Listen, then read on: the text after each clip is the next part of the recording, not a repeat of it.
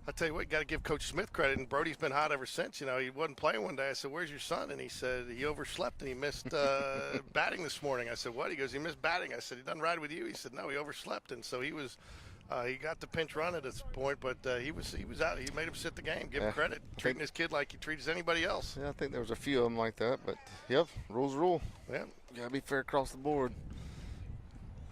So we got 2 out here, runner on first and second. See what Tristan does. The ball, 3-1 count. I tell you, Tristan Slimp's been you know, it's tough with what he's got ahead of him, and I think he's the same age of Evan Taylor, but he can bring it too from behind the plate. He can receive very, very well. He's got a quick arm. He's a guy you want to find a place on the field for, you know? Yep. Hitting the ball nicely too. I think maybe there's a potential to find room for both those guys, but yeah, we'll see next year. There's definitely not a drop off behind the plate for sure. This kid can catch. He can, without a doubt. His arm is. Oh. Huh? Yeah. That ball's on a rope to second.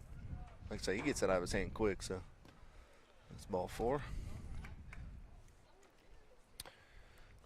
Yeah, I tell you, I've heard a rumor the other day that these 2 classes are calling themselves the Blue Map Crew. Why is that? Because they're expecting some of the, not to knock on the varsity this year, but the kids that'll still be around next year, the juniors, and then this sophomore class is coming up. They just really feel like they got the talent. Oh, I agree. There's enough there to play with. Yeah. So, oh, Brody. I mean, he is just hitting line it well. Drive to left field is going to score 2. I'm not sure we're going to have enough to field a team tonight.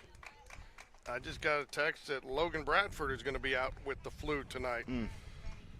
So he is out too. So unfortunately, we have some Wesley Williams, some other guys to go deep in the pen, but Max may be able to come back as well. Yeah, he didn't go a lot of pitches. Maybe less than 20, I think. Yeah.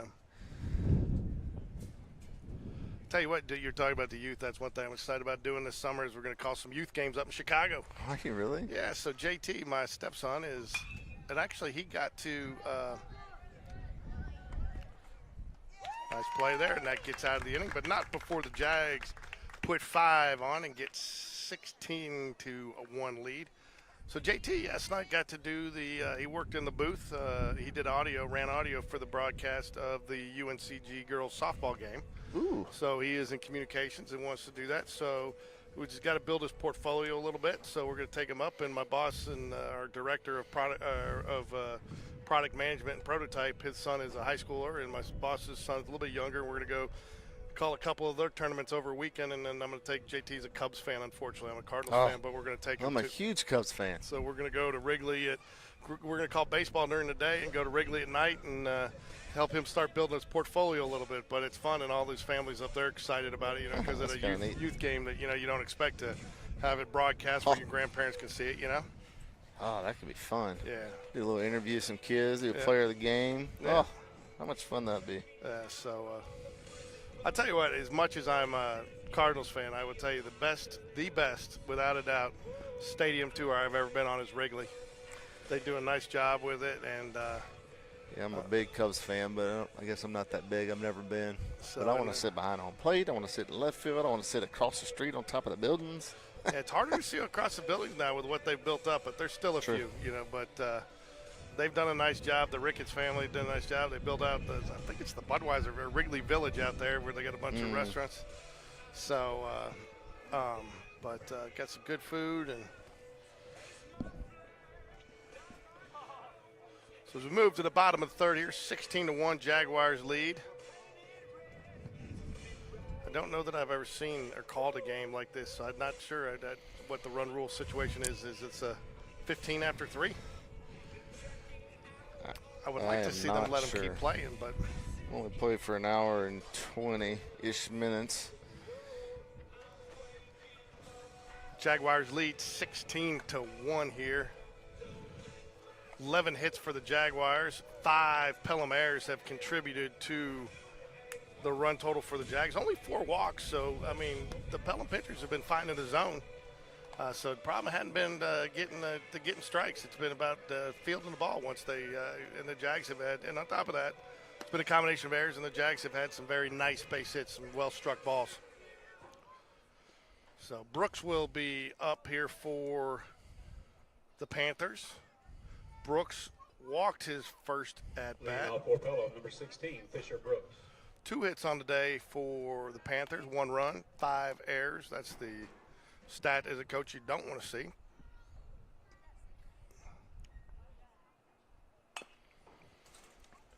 Foul ball. We still got the same pitcher for the Jags. Same one. Woodward. Yep. Good to see first pitch strike as a pitcher. What is he a sophomore? Yes.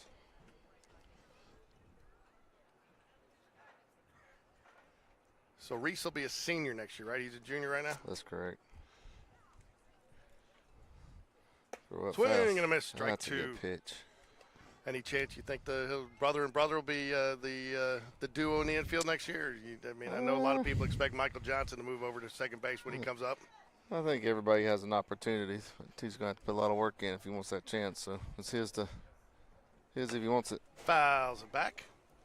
I know Reese's favorite sport is baseball, hands down. But Taylor plays basketball, football, and baseball. Does he have a favorite?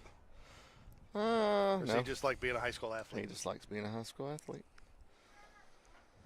I tell you, Taylor's goal is one, just to be on the team with his brother. He wants to play. When he tried out for his 8th grade year, nobody knows this, but he was pretty much devastated when they didn't take any 8th graders that year. That was the first thing out of his Strike mouth. 3 gets him looking. Huh? That was the first thing out of his mouth. He said, "I just wanted to play with my brother." So I'm hoping it works, but it's up to him. It's not my decision. Yeah. He's got to work hard for it. So he's in a good position now. Now batting number 23, Beckham Russell. As much as they pick on each other, they love each other. Oh yeah. Reese won't tell you that. I tell you what, man, if they're not picking at each other, that's when I get worried, Reese won't say anything. He won't tell you that, but Taylor will tell you, "Yeah, I love my brother." Yeah, I tell you, it's amazing how, and you see it at different times you're not expecting. I'll tell you what, I pity the fool that ever messaged Jordan over Logan, even though he's her stepbrother. Mm-hmm. He'll take him down, man. He is, Logan's like 98 percentile on protective instincts for the entire family. So, and even though they're not blood related, he treats her like a sister. And, you live together, you feel, to your point, Now, they get there. Trust me, I can't tell you how many times that Jordan will tell me Sean's annoying her, but, that's what you're supposed to do as a big brother, right? Yep, it is. Yeah, me and my wife I think we said this before, we're only children, so this brotherly thing's new to us, so we're just kind of watching it unfold. It's funny, for their birthdays now, they just started this thing that'll probably last a lifetime, so they get their own birthday cards for each other. Really? But now it's turned into princess cards that's awesome. and girl cards, and it's who can get the funniest card. I look forward to it. I think it's gone back and forth 3 times now. So. Yeah, that's I got little jokes I play on the kids at home too. It's fun to do. JT will come out and have like 4 of the extra mattresses all up against his door, so he can't get out of there. He's got to try to work his way out of the room. Ooh, little chin music. I think he got him. No, he didn't. Umpire called dead ball, but I think he changed his mind. He didn't realize Taylor called it. 3 balls, 2 strikes. Yeah. It didn't hit him. Yeah. With some chin music. 3 balls, 2 strikes. Nobody out, or 1 out here. Board's not right. Ground ball, and it is foul. Got a great. If there's any question about foul ball tonight, guys, I'm right down the line, so I think should be able to see that. Yep. Nice call by the umpire. Tell you too, you don't realize what a difference it makes, and we haven't had any real controversial calls, but we did almost the other day on that retracing the steps. It's nice to have that third umpire. Yep. I still don't understand why that run scored, but Smith said something to do with some timing. There's a timing play or something, but apparently, so if we help me out. The way I understand it is, and I thought the same thing because I thought that counted as a force out, right? Yep.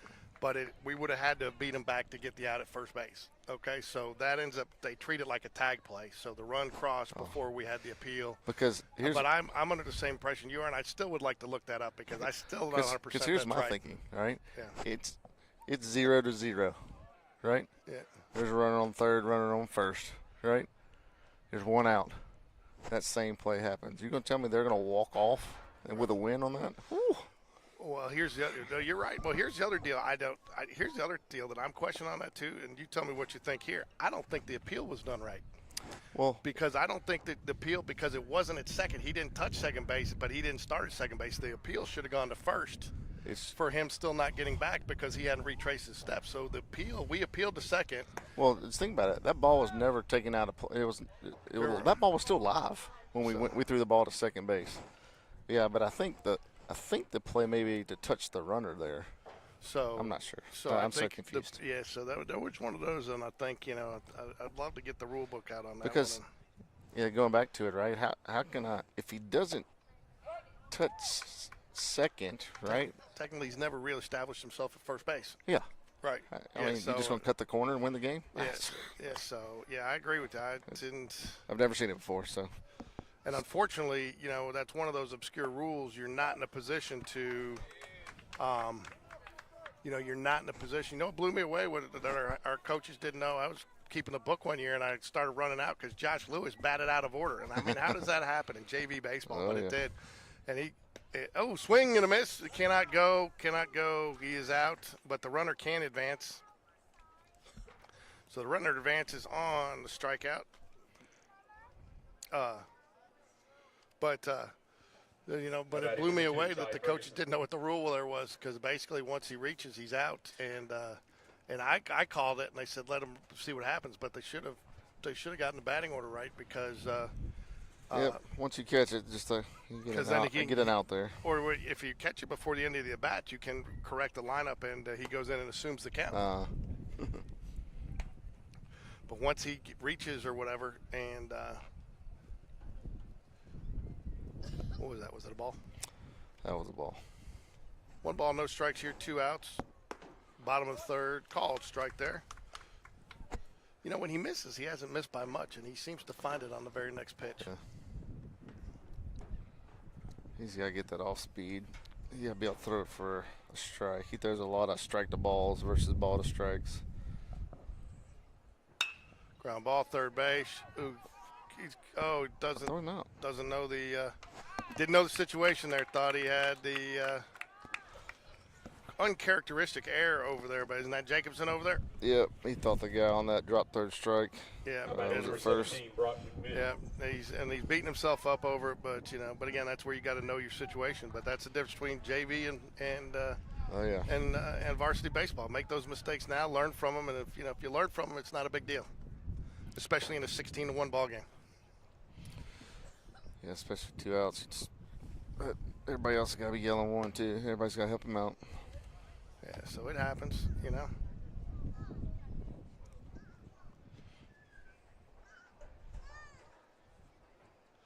1 ball, no strikes here, so called strike, bottom of the zone. Nice pitch right there. Pitch. Wind's starting to blow again pretty hefty. I remember when Sean was supposed to pitch here one day. We had like a 2-hour delay because it was right after they got their windscreens, and it was so windy it ripped the windscreens off the it was over spring break. Nice play by the pitcher. Through. Oh, look at that. Good decision by the pitcher there, too, because I don't think third base could have made that play. Got off the mound aggressively, made the ball game. 3-inning ball game.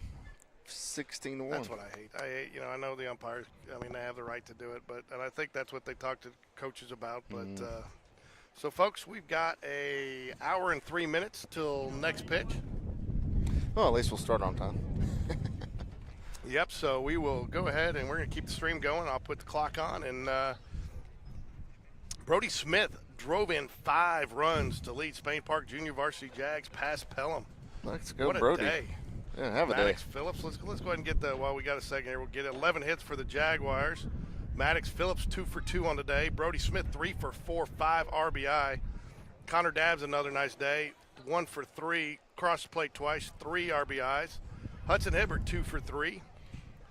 Peyton Cernilia 0 for 3, but 2 crossed the plate twice and scored a run. So those are, those are productive outs. Yeah. If you're getting guys across the plate, you're scoring, you're putting the ball in play, and you're making good things happen. May not show up on your average, but it shows up where it counts. As Pete says, your goal shouldn't be to buy wins; it should be to buy runs, right? Runs are important in this game.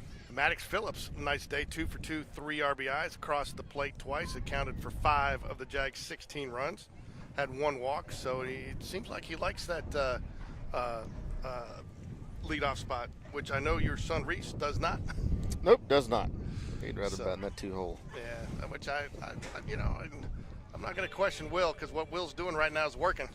I've always been a put you better, let him see a few more pitches in the on-deck circle and give him a chance with a runner on, But I also understand it too. He's one of your best hitters. You want to get him that extra bat because how many times do you end with that one-hole hitter? If you look at the number of that bats on base percentage, get on base. But that's why I like Joe behind him too. Joe can, if Reese gets on, Joe can make things happen. But Will's been doing this a long time, so he knows what he's doing.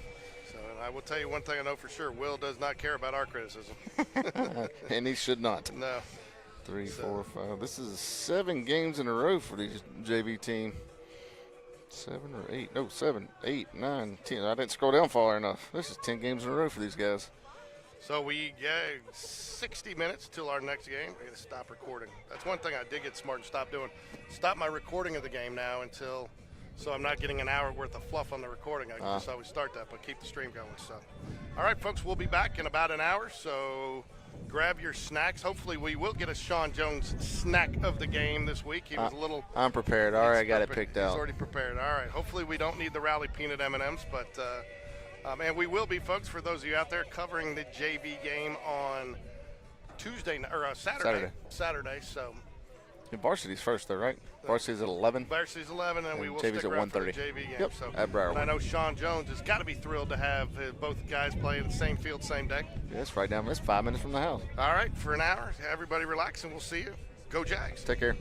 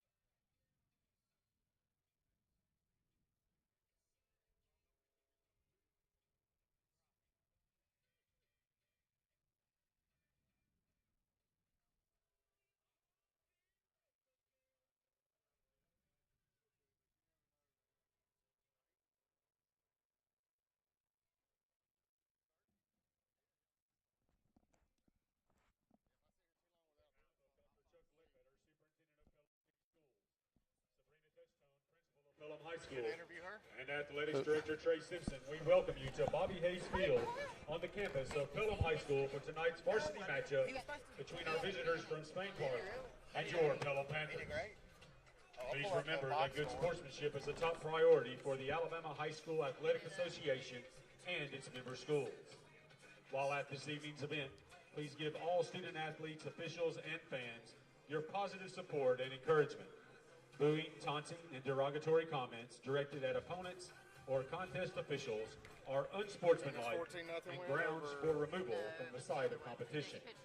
Thank you for your support of Pelham Athletics. Fans, if you can't make it to the game, then make sure to never miss a moment of Pelham Athletics. Go to nfhsnetwork.com and register today. As a member of the NFHS Network, you can stream on-demand events or tune in live. Pelham High School is proud to be a member of the NFHS Network family. Okay. 2 walks, 3 strikeouts, 3 innings. Oh yeah, it doesn't have pitch count, does it? Only 1 hit though. Yeah. Nobody got me on that. Y'all haven't been up over a game though.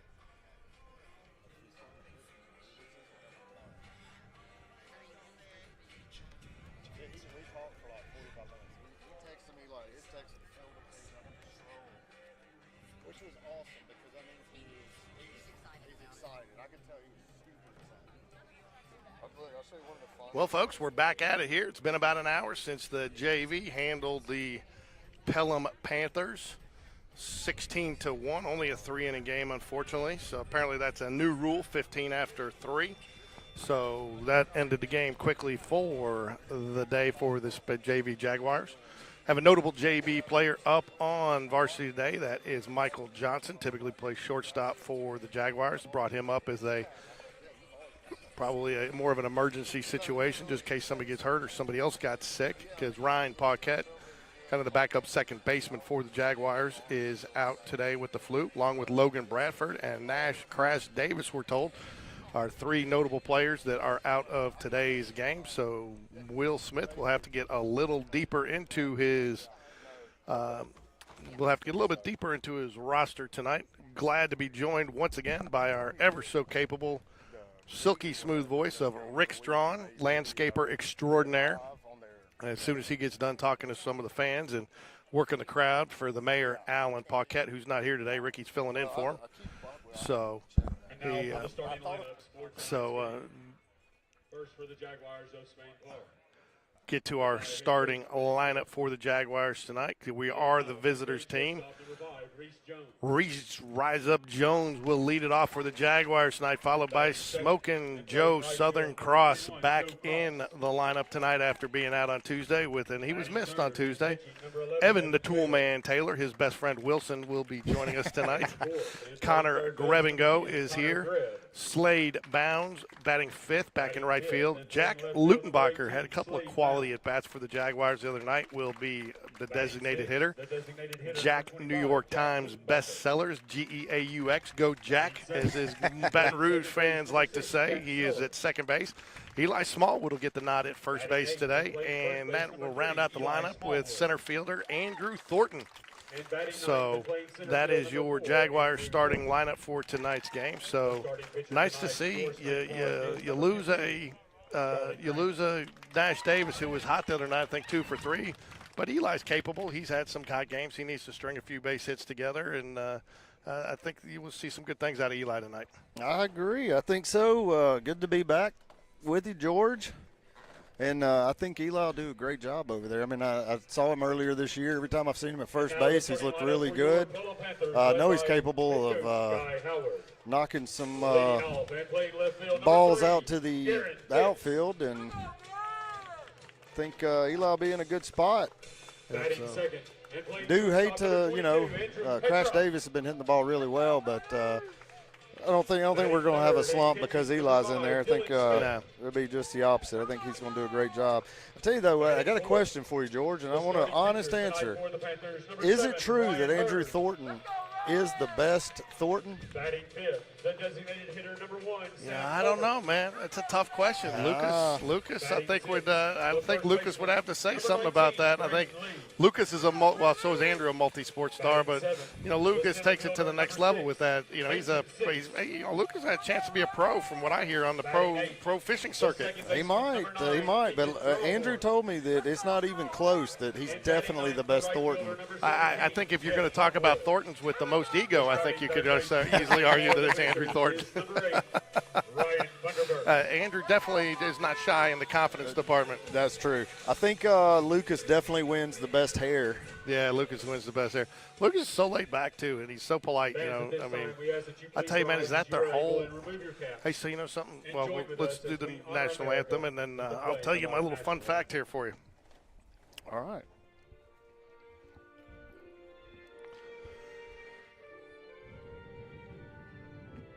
Right center, George, right Thanks. center.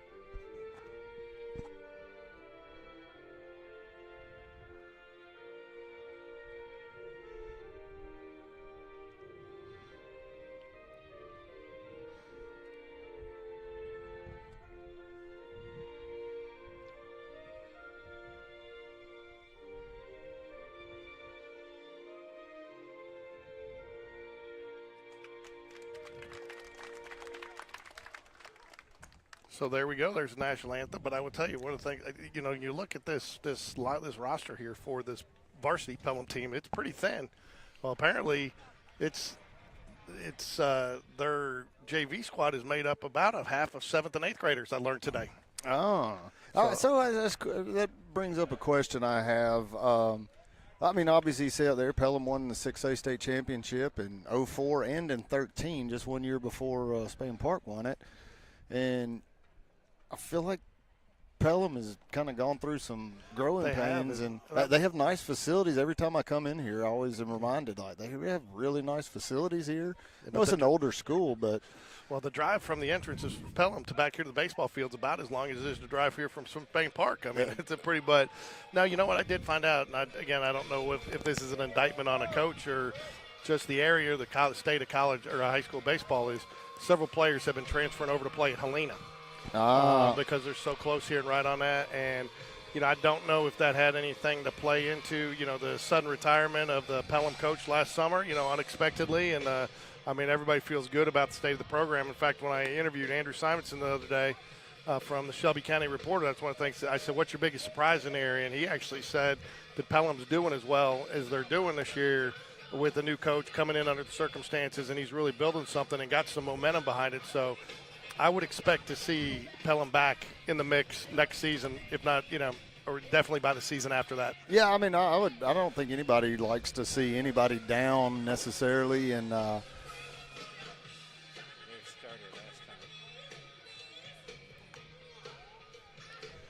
So another game of note that's going to be interesting, I know a lot of our fans, and we'll try to get scoring updates as the night goes on, is that Helena-Chelsea game. Depending on what happens there, if Chelsea ends up getting a sweep there, then next week's series is extremely important.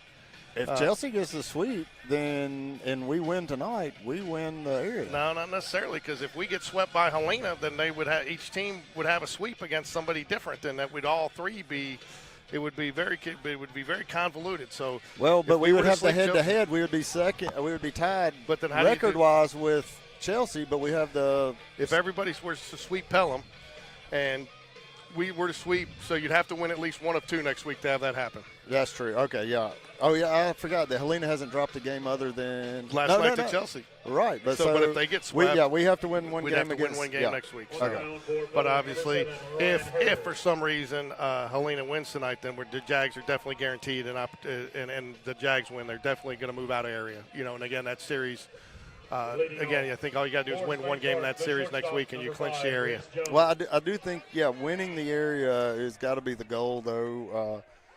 I told that guy it was Reese Jones before the game. He just called him Rise Jones again, and that's where Rise Up Jones, the nickname, comes from because people forget his name. But ball misses just a little bit low, more than just a little bit. And what is this? Is this rubber? This is rubber. So bounce through the rubber. Bear with me. I will probably call it when the Jags are batting in the bottom of the inning many times, just out of habit. I tell you what, George, I'm really, really getting put out by these stadiums putting railings right in front of our face. Don't get me started, man. No matter where, and I've been on a high chair, low chair today. I've moved all different directions. I mean, I asked Sean Jones that in the last game. I said, you'd think somebody would take that into consideration. And then why do you even need a rail here with the net? ADA compliance. Is that what it is? Well, That is. This is obviously not ADA compliant. There's no ramp to get up here. Oh, there is over on the other side. No. I walked over there with all of my stuff. Well, then I have no idea then. 3 balls, 1 strike here to Reese Jones, leading it off for the Jaguars. Jags looking to get their second sweep in area, and that'll be ball 4. He'll hustle down to first base. Good to see Joe Southern Cross back in the mix tonight. Now, what are you looking for? Now batting the right fielder, number 21, Joe Cross. Heard the pitcher for the Huskies. We're talking about Helena for the Panthers tonight. The left-hander, which the Jags seem to struggle on the base paths against left-handers this year. They've had some struggles there, Rick. Well, I don't think Reese Jones has been in that, and let's hope it stays that way. I do look for Reese to probably I'm guessing, and I don't know for sure. I haven't talked to Will about this before the game, but I would think he wants to put a lot of pressure on this young Pelham team early. The more pressure you put on them, the more likely they are. They've shown that they can make some mistakes. Yeah, I kind of thought you might see a bunt there to get the runner in scoring position. And there it is on the second pitch. Bunt for a hit, but, and also this is such a great idea having Joe Cross batting behind Reese with his high on-base percentage. And talking earlier, I know Sean says that Reese is not a huge fan of leading off, but I think this is why you have to do it because, you get him on, and then Joe's got to bring so many different options for you if you can get that leadoff runner on. Yeah, well, and two, how many times has somebody not like something because they've probably never really done it before? That's true. Yeah. And the more he does it, I'm sure he's going to get more and more comfortable with it.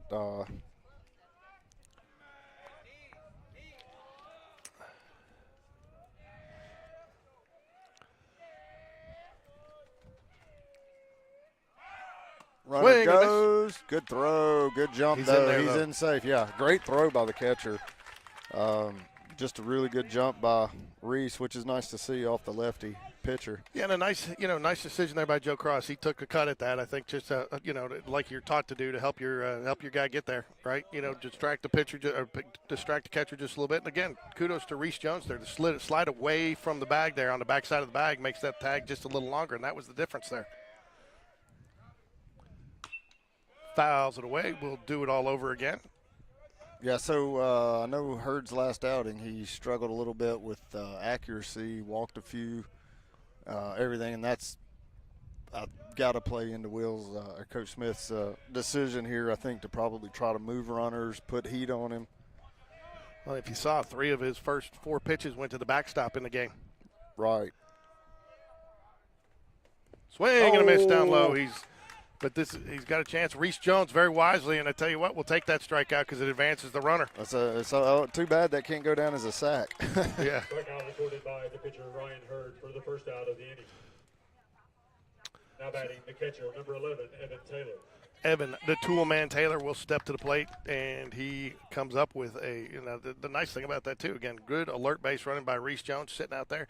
And that was a nice thing, too. Reese didn't commit too early, so he was actually back far enough that, he went as soon as that throw was made, just kind of kept his eye on it. I'll tell you what, though, too, he had the catcher's attention, and I wish he would have took a couple more steps and maybe allowed Joe to get on base there. But regardless, having a runner on third, I'll take that all day.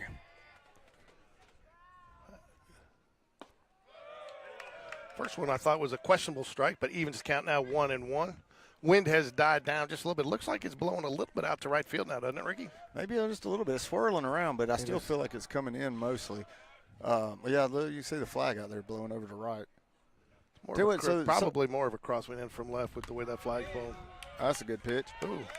Delayed call strike there. 1 ball, 2 strikes to the tool man Taylor. Was that the first breaking ball Hurd's thrown today?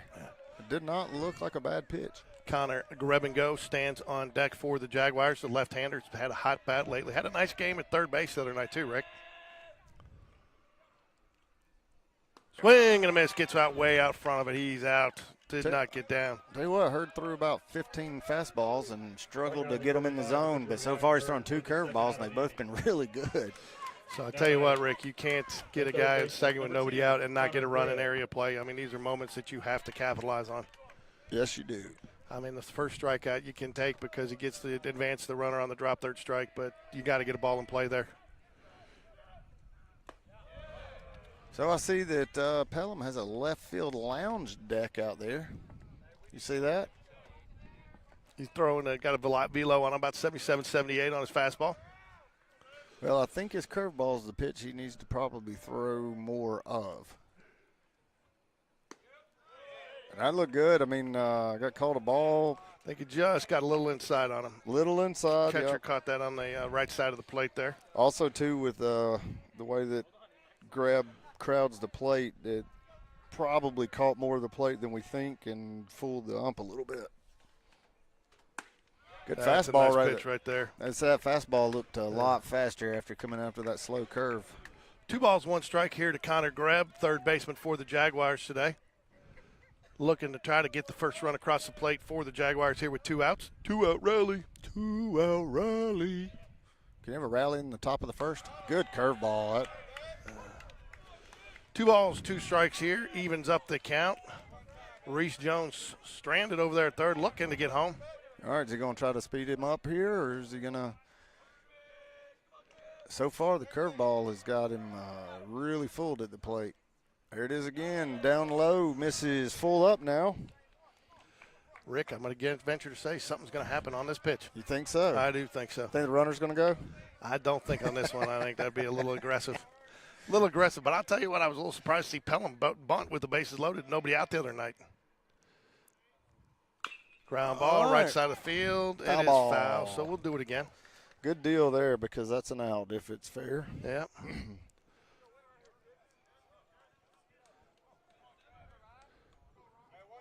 Connor Greb, the sophomore, said there was a couple plays that didn't go down as put outs the other night, but he made nice plays on them and about as good as you can get. There were some balls in no man's land, and he gave about as good a chance as any you're going to see on it.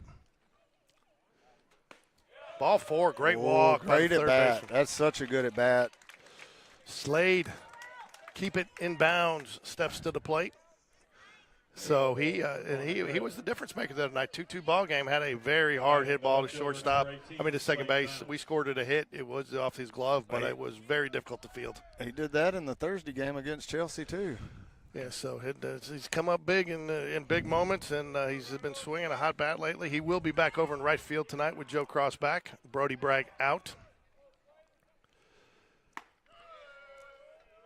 Ooh, thought the umpire might give him the call. Did not. So far, this ump has not given much outside of the zone. He's got a pretty tight zone. Assume that's going to be both ways tonight, so we're definitely going to have to keep the ball around the plate.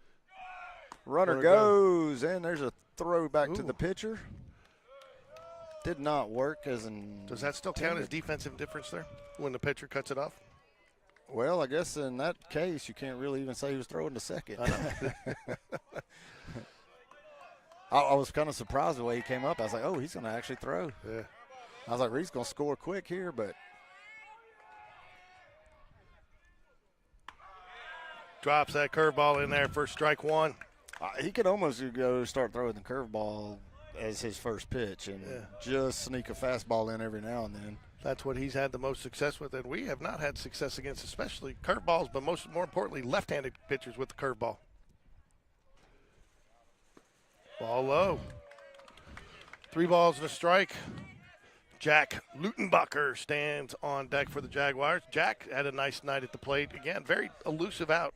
Probably lead. I don't know. I haven't looked at this official stat, but I think he would have to lead the team in walks after an 0-2 count. Seriously, I mean, he has 2 strikes on him and behind in the count, and he is drawing more walks. And so, and bases are loaded. 2-out rally. 2-out rally. Tell you what, yeah, Lukenbacher is he's a fun at bat. I feel like he just always gets a bat on the ball. Lefty here coming up to, we got a lot of lefties in the lineup tonight. Yeah. Connor Greb, Jack Lutenbacher, Well, Joe Cross. That's a 30-year lineup. I did that math real quick in my head. You did that? I'm glad that I'll tell you what, though, I've kind of noticed, especially with some of these younger hitters, they don't do any worse or better if they're facing a pitcher throwing from the same side they're on at the plate. So doesn't seem to have the same effect that in college and the pros it does.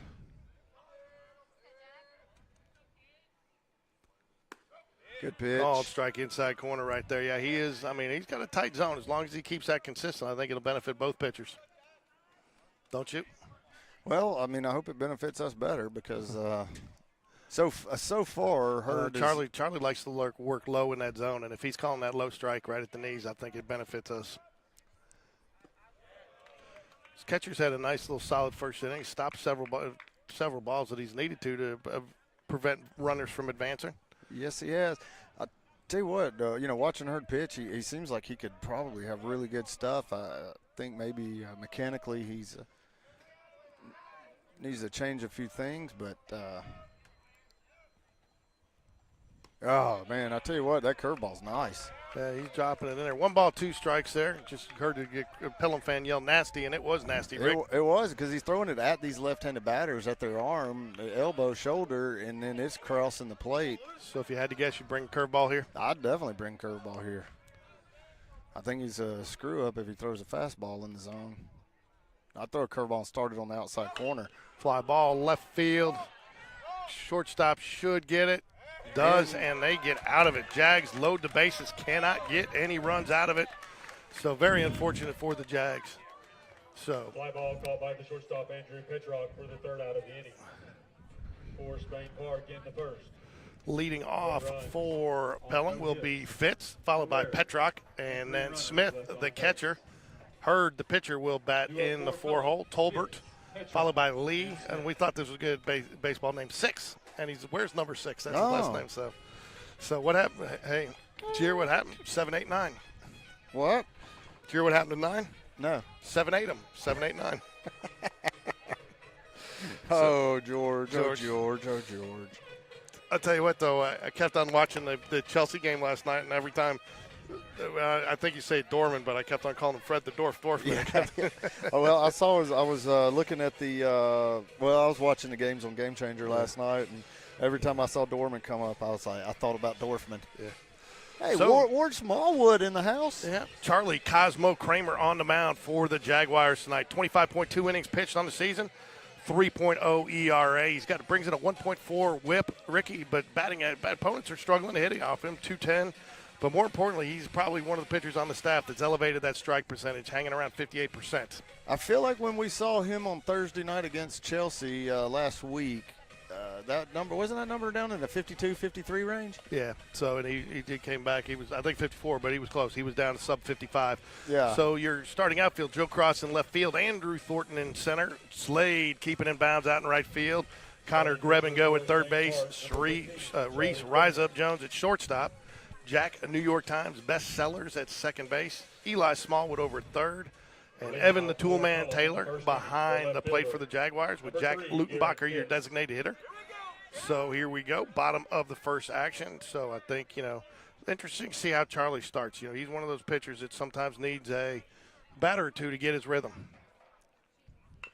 Well, there was a strike, bunted foul. Yeah, and I like to see Charlie. I like pitchers who works completely out of the stretch sometimes. I think, just keep that consistency, I'm the opposite. I know you're the opposite. I know a lot of people are, and a lot of people say Yeah. you're sacrificing a couple mph on your fastball, but for some guys, if they, consistency is the key. Connor Greb, nice play. What a great play there. I mean, that's a much tougher play than anybody realizes. And on top of that, I'm pretty sure that's their speed guy. Yeah, well, he's lead off and he's bunting for a base hit. So, well, on top of that, he has to short hop that. If he sits back and waits on the hop, he probably doesn't get him because of the speed, to your point. So right. Taking that chance to short hop it like that and make that throw on the run, that's a great play right there to start off for the Jags, get that leadoff out. Ground ball, shortstop Reese Jones. And that's the second out of the inning. I like that. Working fast, 2 away. What are we, 3 pitches in, 4 pitches in? 3 pitches in. 3 pitches in, 2 outs. All right, thanks there, Doug Cole. You start talking a 3-pitch inning, and now it's going to be a 30-pitch inning. I know. Usually that's me. Usually you don't jinx them. I do. So 2 out here, bottom of the first. Charlie Kramer's started. It's hard to tell if he's throwing strikes because they're swinging at him, but I'm assuming they are. So that's a good pitch, but I feel like that was probably an inch off the plate, which is almost always a strike in high school baseball, and did not get the call there. So 1-0. Misses maybe up. I don't know. I think up and maybe a little outside. So. Yeah, Doug just asked him if it was out. I guess the coaches did not think it was up. They thought it was out. So it looked like Evan gave him the confirmation it was. Looks like he's setting up a little outside too, Rick. Fouls it back. Panthers have come swinging today. They know that they got to put on some runs, and I think they realize this is a must-win game for them, Ricky. 100% it's a must-win game. I mean, they have to win out to have any shot to make the postseason, and good pitch. All right, got the call there. 2-2 now. I was going to say, where did that miss if he doesn't call it? But you got to look at him. He stands up slow. If he stands up slow, he's calling a strike. Yeah. The umps that have the delayed strike call get me constantly. 2 balls, 2 strikes here. 2 outs. Ground ball, right side of the field. New York Times bestsellers, and that will do it for the Panthers at the bottom of the first. 3 up, 3 down. A 7-pitch inning for Charlie Kramer. I would say that's efficient if you want to describe it in any way, shape, or form. I'll also say that good job by the Pelham Panthers giving our infield a workout in order. Third, short, second. I guess the next batter is going to hit it to first. So. Good job. I tell you what, George, I know I mentioned it to you the other day, but had a great conversation with Spain Park's own Kalen Phillips. Who's pitching for Holy Family up in Philadelphia, Pennsylvania. Got his first innings in a game this past weekend and came in to close the game out. 6 pitches, got 2 outs, closed the game, got a strikeout, no hits, and then started his first game yesterday in a doubleheader and had another great outing. Unfortunately, Holy Family lost 3-2, but not on Kalen there. He only pitches, but really great, though, to see some of our kids moving on and filling those dreams, because Kalen's dreamt of doing that for a long time and really worked hard to find a place to play. And it's great to see somebody work hard and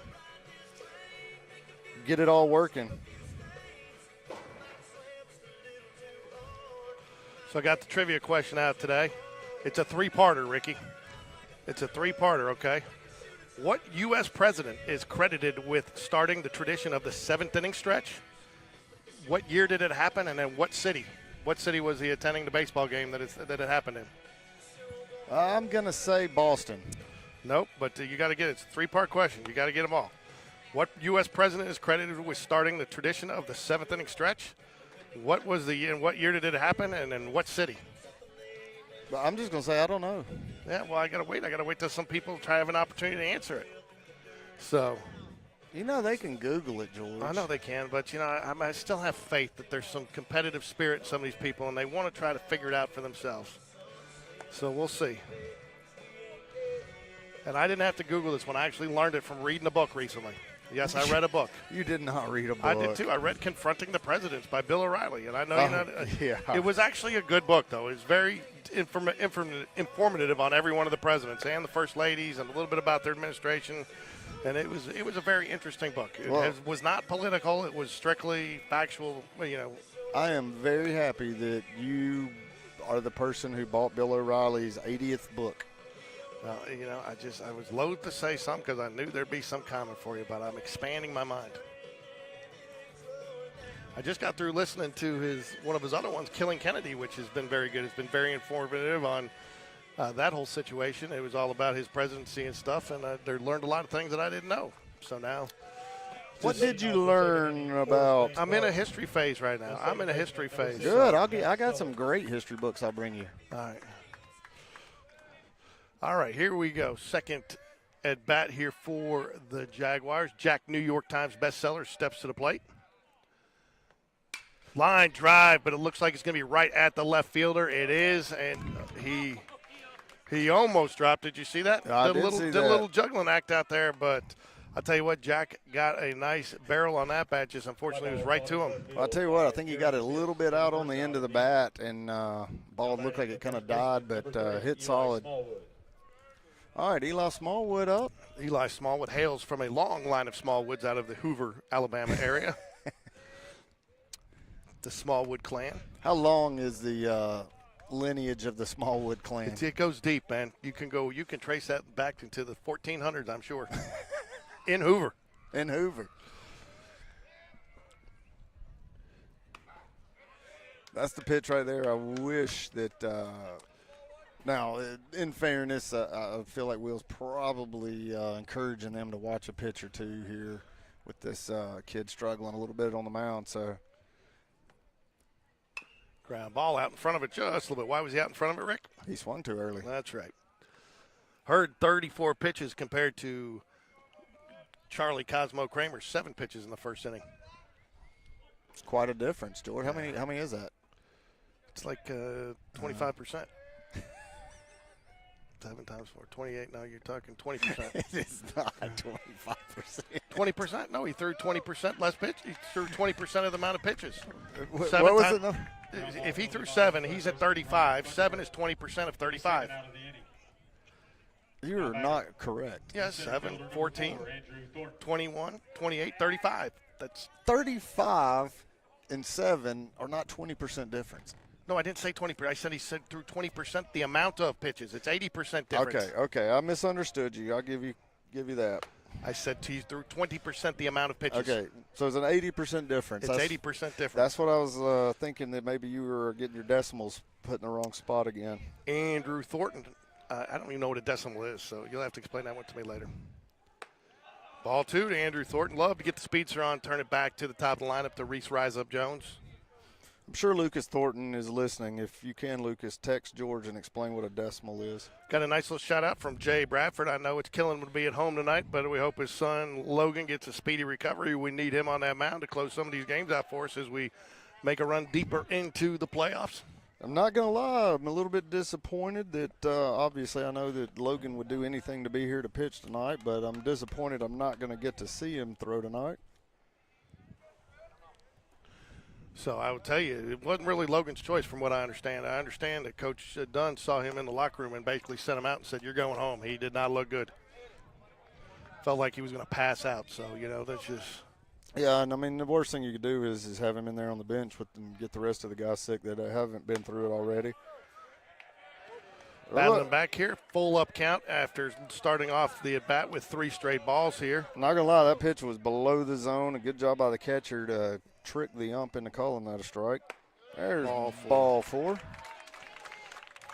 I tell you the thing that you got to be aware of this as you go up there with his struggles. It's going to be difficult for if you get a 3-0 count for him to throw 3 consecutive strikes. The odds right now the way he's pitching are against it.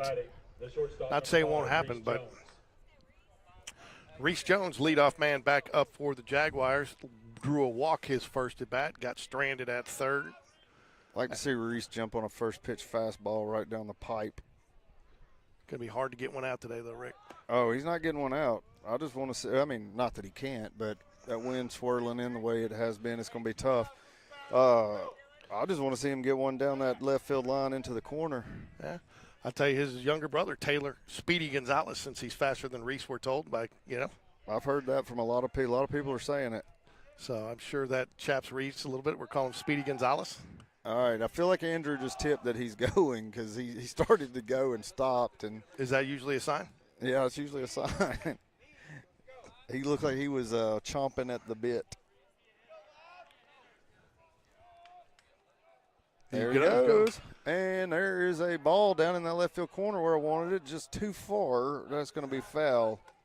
Into what I guess is their version of the home run, Harper home run deck. I guess it's something, the left field lounge. We did. We talked about Kevin Harper and what he's meant to this Spain Park JAGS program today when I met with Hoover city officials and our own Alan Paquette.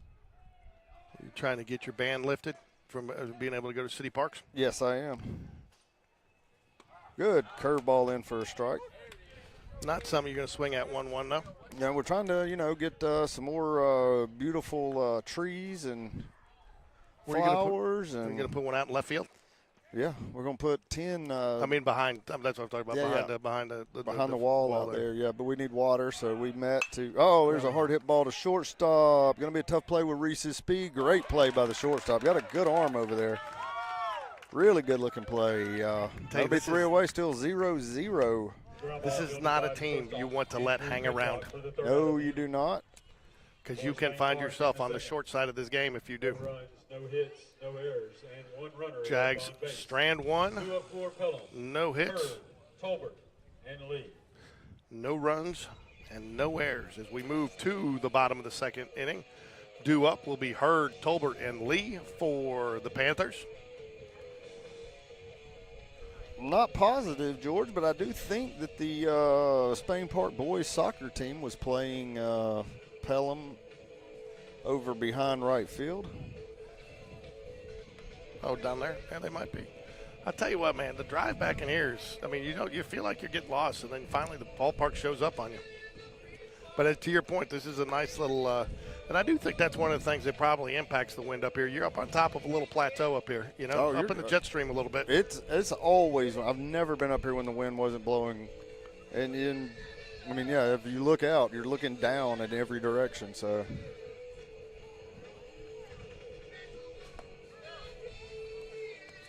All right, so I was told the other day, George, by a friend of mine. She's from California. And tell you I'm better looking than you? Yes, she did. But I knew she's lying. Yeah. Because she said, I'm just kidding. That's not close. But no, anyway, she was talking about she's been here about 7 or 8 years now in Alabama. And she said she's still not used to the thunderstorms. And, when we have bad weather coming and everybody's glued to James Spann and that whole situation. And she said James Oversell Spann? Yeah. Well, she said she misses earthquakes because if she's going to die from a natural disaster, it's a lot better to her to not know it's coming. And I started thinking about it, and I was like, well, good point. There's a lot to be said for that. She said, yeah, spending the whole night huddled in a closet with a helmet on your kids is not quite.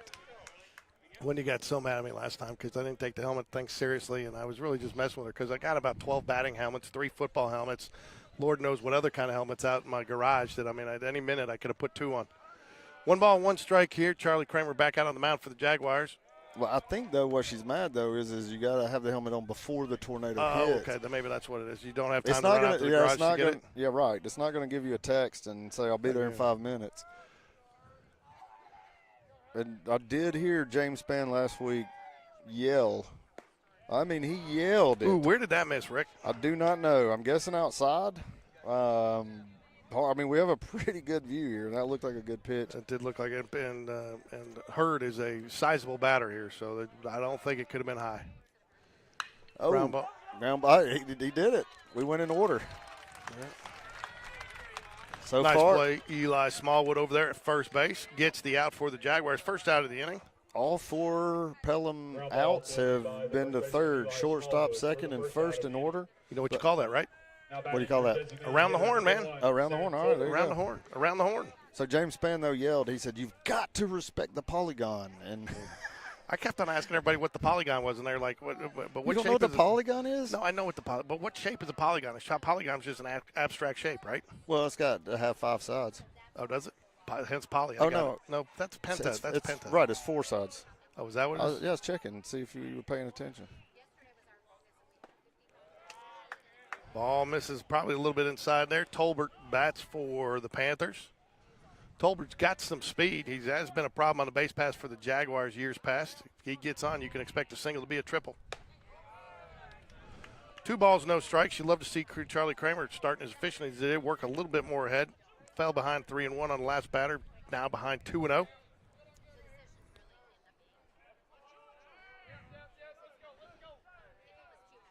Good pitch. Called strike, low outside corner right there. Low inside corner. I thought it was outside. I mean, I can't see through this bar. I know. But Looked yeah, outside to me. it was inside. Inside, outside, who cares? It got there. Too high, who gives up? Yeah, no. It's out. Foul ball evens up the count 2-2 here to Tolbert. Charlie Kramer, 16 pitches so far in the outing. Where is your shadow, Alan Paquette? His son got the flu. Oh. He offered to come. He thought about coming, but he's like, I'm not going to call the game because he didn't want to contaminate the equipment, which I appreciate. Oh, there it is. Strike 3. Gets him looking. Good curveball. Yep. Nice time to drop that in there. He wasn't even thinking curveball, was he, Rick? Not, no, he was not. And he turned immediately to look to the ump to see if he missed it. He was hoping he did. Yeah. But the inside curveball is a great pitch for high school. If you can throw it at the batter and break it right under the inside corner, what he just did.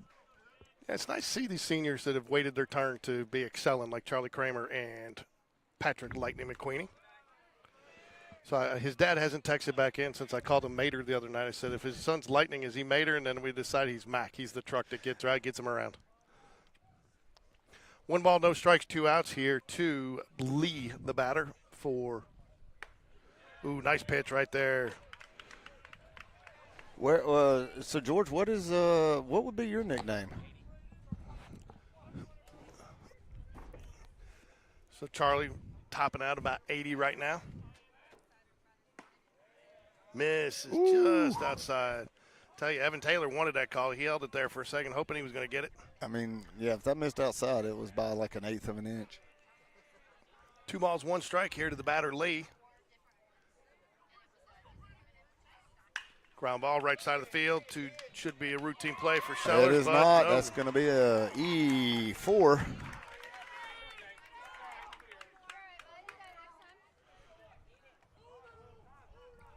Two-out error, though. Had a chance to get back at the plate. And get your pitcher out of there. 22 pitches on the outing. So now bats up. Braden Lee reaches on error. Now batting the center fielder, number 6. In the 7 hole. 6. 6 in the 7 hole. 6 in the 7 hole. So I think his name's Mason. 6. Mason 6. I believe so. We were talking about it the other day on Seinfeld. 7. Remember when he wanted to name the kid 7? Oh, yeah. For Mickey, or was it Mickey Mantle that was 7? Mickey was 9, wasn't he? Who was 7? Fouls it back. Joe DiMaggio? I don't know. I don't know. We'll have to Google that one. Oh, where's Jay Bradford? He's our Yankees fan. Yeah. He'll text in here. Jay's watching. Fouls it back 0-1 here after the runner reaches on air. Jack's trying to get out of here, minimize the damage. Cal Cahalan's a Yankees fan, too, so.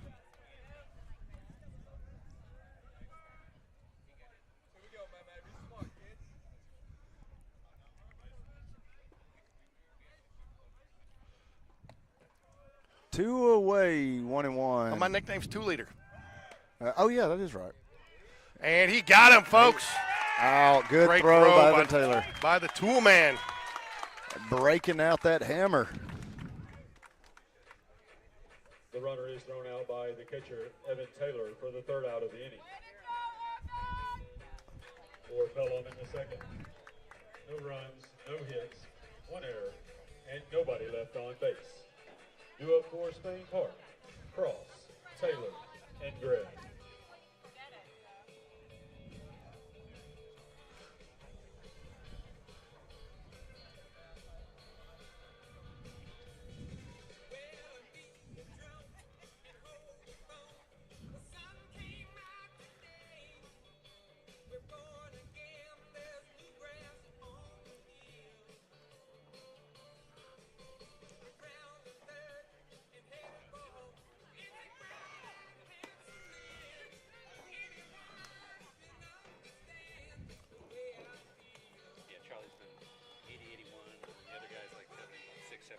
Okay.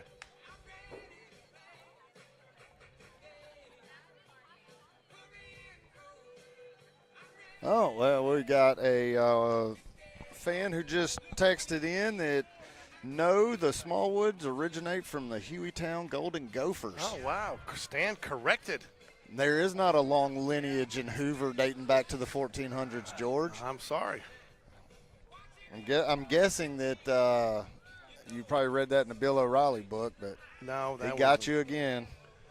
Whatever.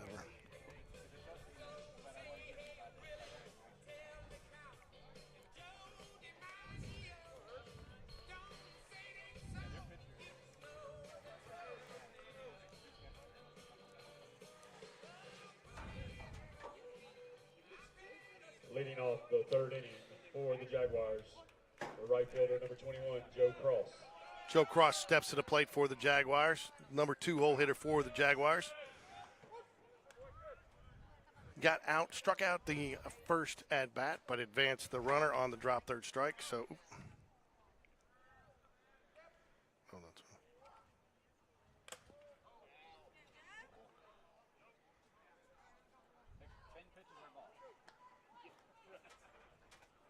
going on there?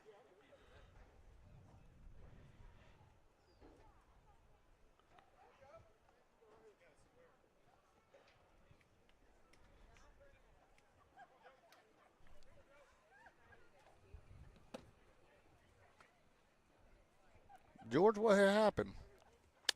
Don't know. Oh, that's what happened right there. All right, 1-1 to Joe Cross. No outs. Good curveball in there again.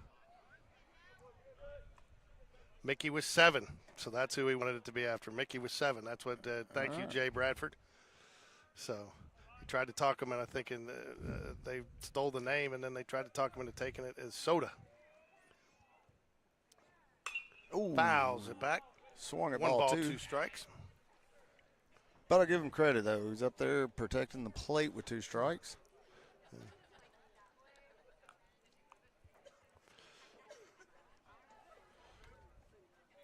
feel like my neck's going to hurt after calling this game. I know, it's ridiculous. Fortunately, I found a chair that was. That would be strike 3. Ooh, I thought it was 2. How did. Ooh. 2 balls, 2 strikes. Nobody out here for Joe Southern Cross. Swing and a miss, strike 3. You got to wonder, too, if he's still 100% coming off the flu. You know, you just sometimes you're still a little sluggish and taking a couple days off, you know, and we're definitely elevated the level of pitching we've seen from last week's tournament to area play, regardless of who it is. Yes, indeed. Evan Taylor. Evan, the tool man Taylor, steps up to the plate.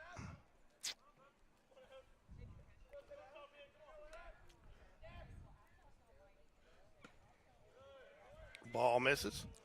1 ball, no strikes, 1 out here. Hurd reaching the 52 pitch mark early in this game. Charlie Kramer, I'm not even going to try to give you the percentages to confuse you again, even though I probably confuse myself more than you. I'm just really kind of surprised that neither team has a hit into the 3rd inning. So, Ooh, ball miss. So who's your courtesy runner tonight? We haven't even had an opportunity to see that. Is it going to be, you think it's Camden, Sea Dog Major? could be, but we also, is Arnold Bush healthy? Oh, that's right. Possibility. Let's see the senior, Arnold Bush. I like Arnold Bush on the bases. I like Arnold Bush, honestly, at the plate and in the outfield. I didn't get that. Oh, he waited till he threw it and called the strike. I saw that coming. I don't think if he throws the bat like that, I don't think he calls that a strike. Do you? I don't either. We've seen this for a couple years now, George, and it's a thing with I watch probably more college baseball than I do high school, but never see that happen almost in college. It just never. Happens constantly in high school.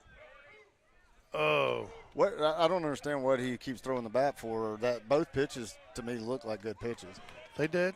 So that was right down the middle, right across mid-thigh. That was about as perfect of a pitch to hit. yeah, I thought that one looked pretty good too. I thought the first one was a little high and a little inside, but Fouls it away. Lives to fight another day. Yeah, the first one I guess could have gone either way, but the second one. Second one I thought was a yeah. strike. But also, he's been catching too. He knows what he's been calling, so maybe he saw it. Yeah. Oh man, he's way out in front of that one. Why, Ricky? He swung way too early. Swung. Swang. Swung. Get your swang going. Get your swang on. I tell you the difference between the left field lounge and the home run porch is Harper home run porch is we actually have students on ours. I think they got a few, but not like. Tell you, man, they've been packing it out there. Now, did you see? That's not good either. No. You never do that. Especially as a catcher too, because now you're not. Now he knows he's back there, so. Right. So we get an opportunity to see who it is going to be Arnold Bush. And I do believe that Arnold Bush sports the oven mitt. He does. Is it the oven mitt? I think it is. I can't see through all this netting and all this chain link, but. Oh, no. It's just 6 baby blue armbands. Well, you can't wear those going out there. He was putting it on, so you only wear the armband when you're running. One out here for the Jaguars. Yeah, he's got an oven mitt on. He does have an oven mitt. I told you. I just don't believe you a lot. That's fine. I wouldn't believe me either.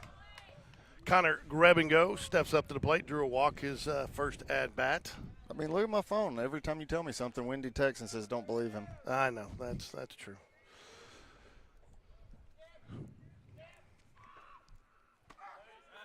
Ooh, I thought that was a strike. That was a good pitch. It was. Connor Greb is asking the umpire something, I think, just making sure that was a call. It was close. I mean, I think that's one that it's was probably, a nice curveball. It's probably not a good look, though, when he calls it a ball and then you go, was that a strike? Yeah.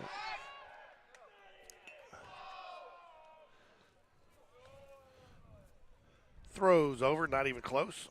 So Greb stands at the plate with a 1-0 count. Arnold Bush, courtesy runner for Evan the Toolman Taylor. You know I prefer speed-up runner. Speed up runner, okay. Fouls it away. 1 ball, 1 strike here. Tell you what, man, you could be making a living catching fly balls down there on that left field line out in foul territory. Does that pay? No. Okay, you couldn't make a living, George. I guess you could sell the balls on eBay. Yep. Oh. Why? Oh, he caught a balk. He called the balk. Yeah. I thought that move looked a little too good. It did. It looked there's something definitely looked off on it. Yeah, and it almost looked like he saw him going and then tried to go.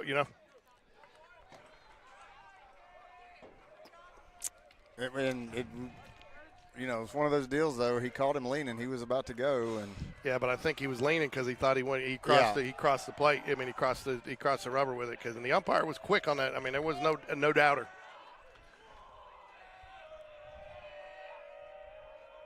Arnold goes. And Bush was in motion. Yeah, a little surprising with the left-handed batter, don't you think? To have that clear throw for the catcher.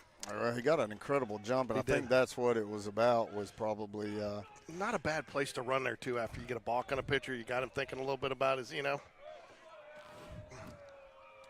Will getting crafty. Does he do it again? 2 times? I don't know. I would probably say no. Shortstop is giving him a little bit more awareness.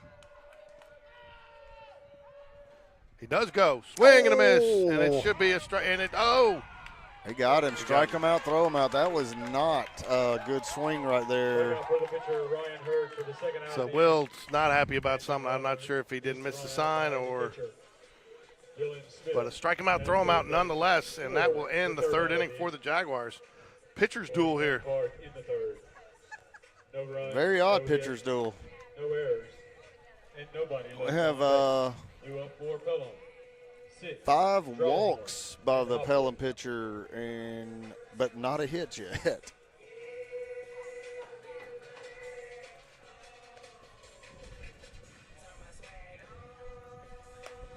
So Hurd now at 64 pitches, only 35 strikes.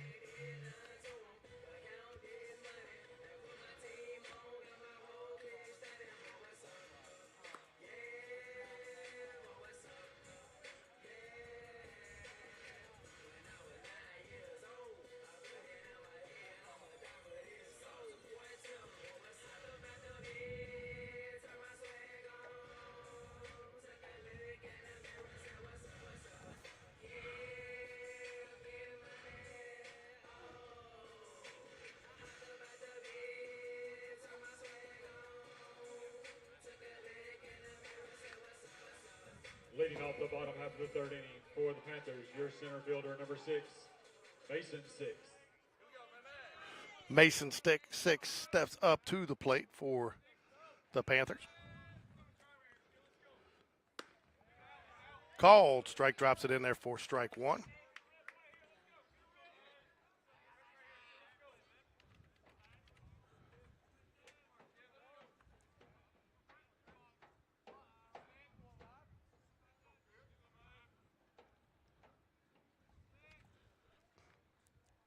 Swing and a miss, strike two.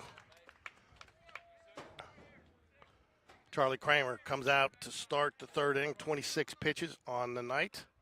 Oh, quickly off to an 0-2 count here on Mason Six, the batter in the 7-hole for the Panthers. Who tries to get him to chase, does not get it to go.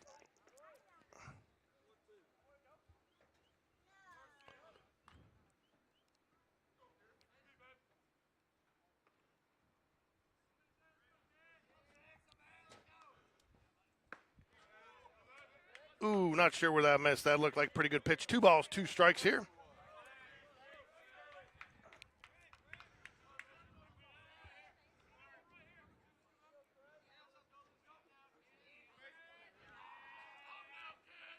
Oh, did he go?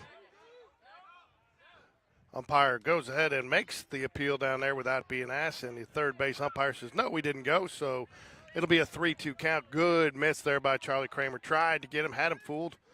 Just didn't get him to commit all the way. Nice pitch. 3 balls, 2 strikes here. Nobody out here, top or bottom of third action. And lets him off the hook. Leadoff walk for the Panthers.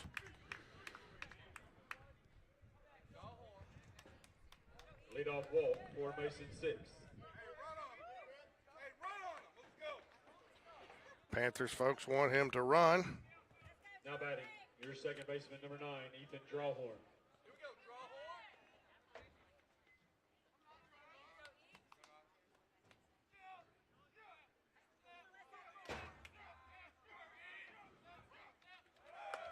Runner goes. He's safe. He gets there. Stolen base for Mason 6.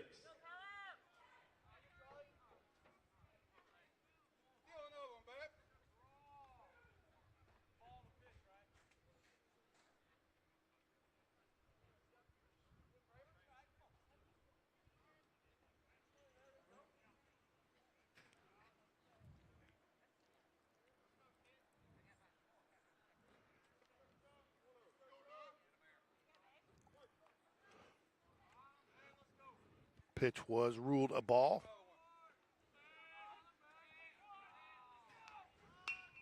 And they're going to bunt it. It's going to be a beautiful bunt. Eli Smallwood. Oh, and the throw gets away from him. He's going to go to third. And they will get the out at third. But not before the Panthers get a run on the board.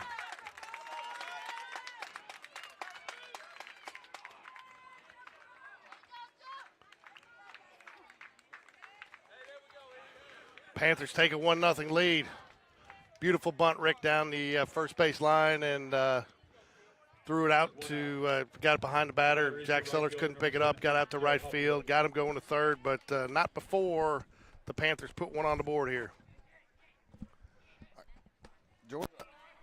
George, I guess I better not go get a water and food again. Those look like tasty chicken fingers there. They smelled really good. I've got a thumping headache, so.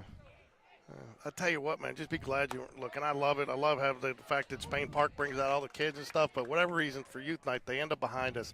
And it sounds like they're banging pots and pans in the headset all night long. I mean, talk about a headache. I've had it for 3 days since youth night. But Wendy says she's had it since we got married. Don't doubt that. But in fairness, she knew what she was marrying. Yeah, somewhat. She did not know you were going to turn into the old dude who sits in his yard in a lawn chair and yelling at kids. You know who I was surprised to see, appreciated, and liked our promo today? Who? Linnell Strong. Oh, how about that? So she's giving us a little love out there. You jealous? No. Ground ball right side of the field. Should be an easy play for Smallwood, and he does get it unassisted. 2 outs now. Well, you know what they say. You got to score to win, so that's unfortunate to have him score on the air there. It will go down, I believe, as an unearned run for Charlie Kramer. And Ground ball fielded by the first baseman. But this is what you're talking about earlier. You can't let a team like this hang around. If you do, they're going to find a way to beat you. Are we in the right game? Because are we in the right game here? Because they must not have called. Yeah, they didn't call the game. Somebody on Game Changers got this wrong. Good pitch. Called strike. Now that looked outside corner to me from here, but I'm looking through 3 levels of net, 2 posts, and a computer screen. Oh, good pitch. Called strike. I tell you what, you've been impressed, Ricky. The runner that got on, he had him, but he didn't go all the way, and without even being asked, the home plate umpire asked for the appeal right out of the gate to get it right. So how about that? Yeah. Well, it took me a little longer than I was expecting because I got down, and there was a older gentleman telling the young boy who was wearing a Thompson T-shirt working the concession stand that he went to Thompson, and in 1963 he scored the first touchdown on the old football field. Well, if you're watching Game Changer along with this, folks, the score on Game Changer is wrong. I don't know how they ended up giving 2 runs to. Ground ball to Reese Jones makes the throw, and there's 3 away. All right, but not before Pelham puts one on the board and is up 1-0 over the Jaguars. By the shortstop Reese Jones for the 3rd out of the inning. So Game Changer will hopefully be fixed at some point here. 1 error. Hey, Ricky. Left on base. After 3 complete innings of play, your score is Spain Park 0, Pelham 1. Due up for Spain Park in the 4th. Bounds, Lutenbacher, and Sellers.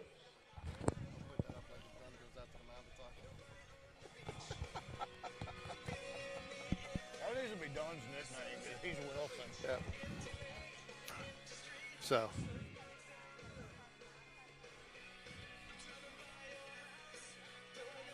Due up for the Jaguars here.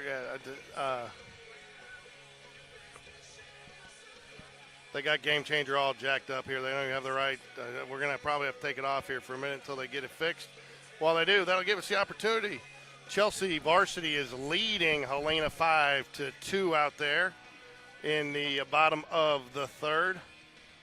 Chelsea is threatening to put more runs on the board right now. See what else we got out there. Thompson won game 1 of a doubleheader today. Thompson Varsity Warriors 3-2 over Prattville. Is that their area now? Are they in an area with Prattville? They must be. I think they are. Saw Vestavia and Trussville split this week in area play in 7A. Did they? Yeah. And they play again. Well, no, they couldn't. Oh, yeah, because they're. Oh, wow, they're back to doing the 3-game thing. I'm surprised after Truss. I guess they'd agreed after what had happened last year. I guess they decided to go ahead and play all 3 games now just to be safe. I guess the other 3 coaches in the area decided they didn't want to get Maldened. Yeah, Malden. I love it. He got Maldened. That's a good one, Rick. I'll give you credit for that one. So, Game Changer is still trying to figure it out. Still showing 0-2 and still doesn't have. They don't know what they're doing. They've got it off. They got it all jacked up. Hurd starts off with a ball to who we got? Bounds up. There they go. Now they're getting it fixed. Slade Bounds steps to the plate for the Jaguars here, top of the 4th. Jags got to get something going here, Ricky. As I said earlier, this is not a team. Oh, there's nice a base shot hit. down. That's going to be extra bases. Should get an easy double. Bounds. Oh, what did he do? He pulled his hamstring. Oh, wow. It wasn't. Oh, that's not good. That's not good. Oh, wait, the runner gets second base, though, because the ball got stuck in the fence, didn't it? I don't know. I don't know either.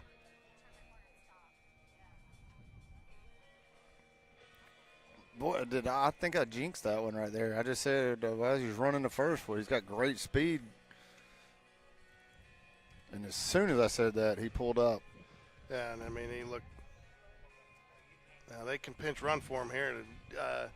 Well, yeah, and then he can He can return, so they can pinch run for him, but he doesn't look happy. He's walking very gingerly off the field. Yeah, my guess is he's not returning because, yeah, he looks pretty upset. So where do you go there now? Arnold Bush. Yeah, so Arnold Bush will enter the game for Slade Bounds. Offensive substitution. Tell you what, man, unfortunate that happened. Hope it's nothing serious. Great hit, though. First time today we've really tattooed a ball. Is the designated hitter, number 25. That'll bring Jack Lutenbacher to the plate for the Jaguars. Long snapper on the varsity football team. Coach V, if you're out there, give you a shout out. Hopefully you're watching us tonight, and I know you got to be getting excited about some Spain Park spring football about to start. He's probably getting a little excited about a little Auburn a little Auburn basketball about to start in a couple days.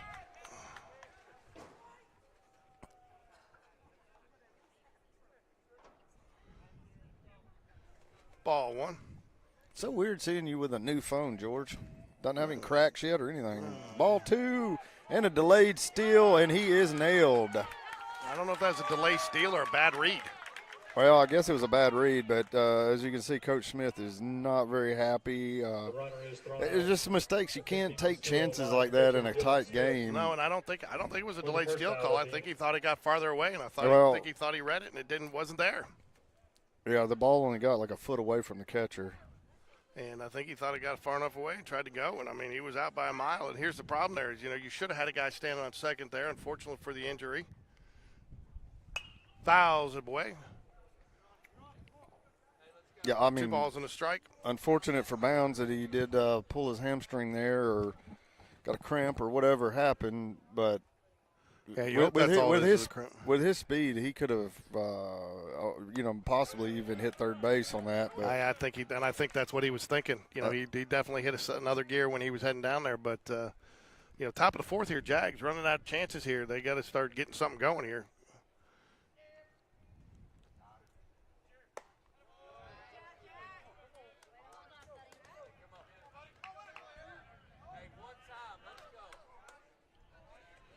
Three balls, 2 strikes here to Jack Lutenbacher.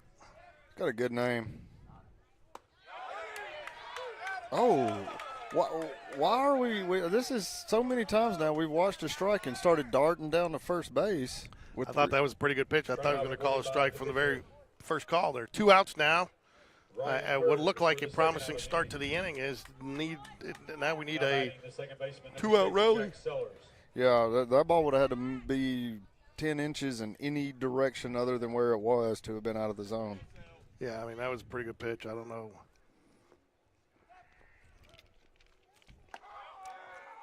Ball outside to Jack New York Times bestsellers. Got a little shout back from Tim Vikakis. Coach Vikakis, always one of our most loyal supporters out there. Love to see him. Excited about doing the Jag Connection again this fall and Sunday nights.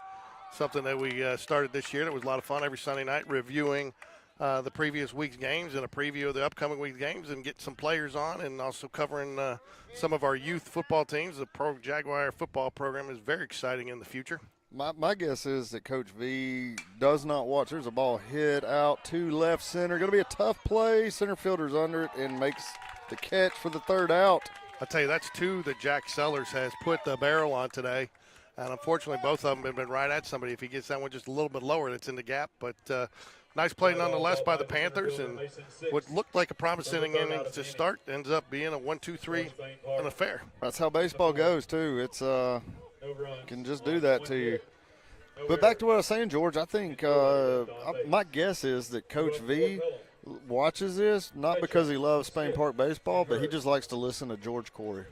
No, he just likes to give George Corey a hard time. No, he's a good guy, man. We have some fun doing his show, and they give me a lot of access to a lot of information going into the week. Nothing confidential, of course, but talking to the coaches and stuff. And I tell you what, you won't find a coaching staff that's prouder and more dedicated to their players. And in fact, not only on the football field, but talking to a lot of him and a lot of his assistants. I mean, they know what's going on in these kids' lives.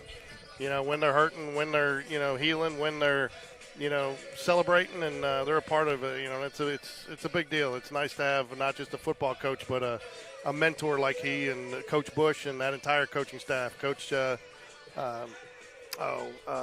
Taylor, Coach Taylor, you know, some of the ones I've gotten to know a little bit better over the years. I haven't gotten to know them all, but Coach Thompson, you know, so it's nice to see what they're doing. They're not just building football players, they're building young men. Well said, George. And I tell you what, it shows because the results are there.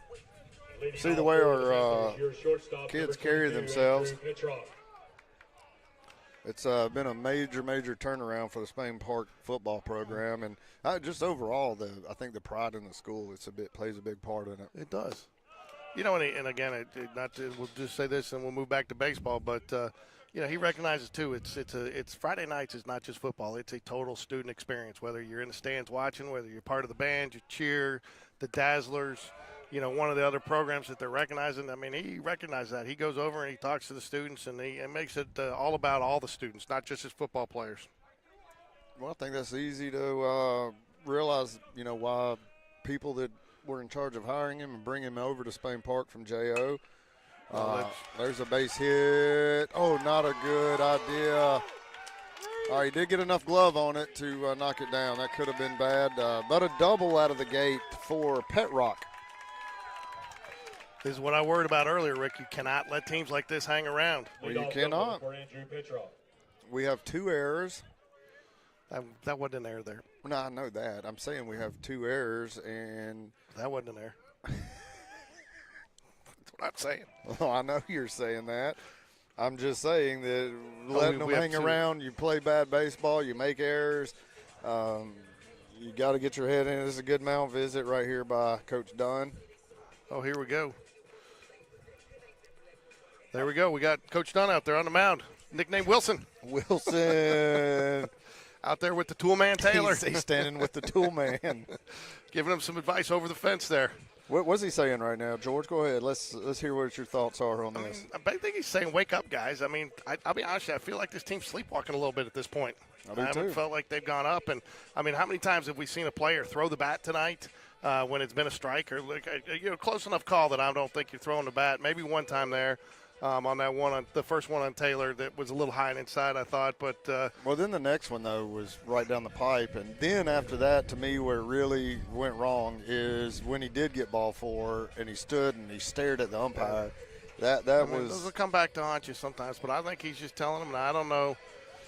Well, it says to me that if you're really into the game, you're not playing that game with the umpire. No, and it also looks like he's got a little noise here for the so that the Wilson's going to head back to his yard, a.k.a. the dugout. So I like that. Maybe let's make that Coach Dunn's nickname Wilson. Wilson. Yep. With the tool man out there. Coach Wilson. So nobody out here. So, I think he probably told Charlie you're doing a good job. But it looked like he had something to say for the umpire there, too, because he hung around talking to him, walking back there a little bit. Well, yeah, and I'll say this, that nice catch there by Evan Taylor off the backstop. Yeah, I mean, first off, I don't think you can put any of this on Charlie. Kramer's done a good job. He's thrown strikes. The errors he can't really do anything about. All he can do is just keep throwing. But I've heard for yesterday, today, everybody I've talked to about this game. Got him. Nice pick. Nice pick. Oh. So that's huge right there. That is huge. That is really, really great play. But, yeah, everybody, I've heard from so many parents and everything that, oh, yeah, we won't have any problem in this game. We won't have any problem in this game. And we've watched this too long and done this for too long to know that I don't care who you're playing. Number one, this Pelham team's not a bad baseball team. No, they're young. They're just young. They're very young. They're inexperienced. They don't have great numbers right now, but these kids are here to play. They haven't been blown out by Helena. Well, I think Helena blew them out in the second game. The second game. Yeah. I mean, we didn't blow them out the other night. I mean, that was one or two plays from an uncomfortable seventh inning. Right, and that's my point exactly. Like our team has not been the most consistent. We've had really bad days where our bats just were ice cold, and so it's one of those things where it's frustrating. Swing and a miss, strike 2. Good job. And again, I mean, Kramer's out there just pitching his butt off, and Well, you got to know. get the bats going too. I mean, we've got one hit. One Right. hit. That's all we get. Is that what Euchre said? One hit. That's all we got is one. their scoreboard shows no hits. Slade Bounds had a hit. I mean, you don't take the hit away from because Oh, yeah, that's right. you pulled his hamstring. You know, you still give him the base hit. That's true. Huh? I mean, I don't know about you, man. You're pretty tough on the scorebook there, Rick. I didn't say that I only had one hit. I Trying to said give that- Andrew Thornton an air out there on the diving. Charlie Kramer with the 3-2 pitch, and he rings him up. Oh, my God. And we look like a little league team throwing it around the infield. Absolutely drives you Strikeout nuts. recorded by the pitcher Charlie Kramer for the second out of the inning. Nice pitch there, way to battle back. I tell you what, and again, I would hope after this the Jags get some lift. I'm assuming, and it is Arnold Bush out in left field, so I believe that will probably do it for Slade Bounds' night. You hope that he's going to not too hard. That's a tough play. Good job by Charlie. Oh, no. Threw it, overcooked it, threw it high, and ball went into the dugout. He had more time than I think he realized there. I agree. When he turned, I really thought he was going to have to rush it, but then the runner was when it gets out of play, and it will result in an extra base awarded there, putting the runner on second here. And that will bring in a speed-up runner, as Ricky likes to call it. Don't want to get chastised again for calling him a courtesy runner. Courtesy runner is the guy that runs your bags to the room in the hotel, right? That is correct. The rule is literally called the speed-up rule. Is it? Yeah. It's for the catcher and pitcher to speed the game up. Yeah, so. I tell you one thing I got to tell you, too, I do miss from calling home games. Just our spot. I think we got a great spot to call the games. But two is we got some of the best music selection and booth crew with the DJ Jazzy J and his crew up there. Don't you think, Rick? Oh, boy, that ball pegged him in the head, and backyard baseball, that's an out. Yeah, but Jay's brought the music to a different level this year. Jay brings the music, and, I mean, Listen back to what we were talking the about earlier. music. Listen to the music. We've got a lot of positive things that go on at that We do. park. Great parents that get in that booth and put a lot of time and effort into it. Jay rocks it out up there. Not to take anything away from his predecessor. I don't know who his predecessor was. Jay Busy, baby. No, Jay's just doing the music. Jay does the music and he does the announcement. But I mean, we're talking about the music. I mean, but you're right. Jay Busy's in the Booth Crew Hall of Fame. Well, Jay Busy's in the Voice Booth Crew Hall of Fame, and I'm going to have to say that your boy Kevin Harper is in the Music Hall of Fame. So. Oh yeah, but Kevin does. Yeah. Kevin does good. I tell you what, though, it's nice too to get an occasional comment in the group chat from Jay Busy every once in a while. John Bistritz. I mean, he said he's always listening. It's kind of like E.F. Hutton, isn't that what the commercial? When E.F. Hutton talks, when John Bistritz talks, people listen. Swing and a miss, strike one. All right. Takes it upstairs, can't catch up to it. What are you going to come with here, Ricky? 2-1 pitch. You really need to out here after the air. I'm coming with a fastball. I mean, right now, just challenge him with a fastball. Charlie's still living nice, right around 53 pitches. Just trying to get to the top of the fit. Nice curveball there. Nice curveball. Yeah, he got way out in front of that. Why was he so far out in front, George? He swung early. He did. Swung too early. So 1-0 ball game here. If you're just joining us, Panthers and Jaguars bats have both gone cold. One hit apiece, and really it's been errors. And we kind of talked, and Sean Jones and I talked earlier, that's one of the things that Jags have been fortunate this year is their play in the field, and that's the thing that's hurt them tonight. Fastball up, baby. Fastball up. Or he went curveball again.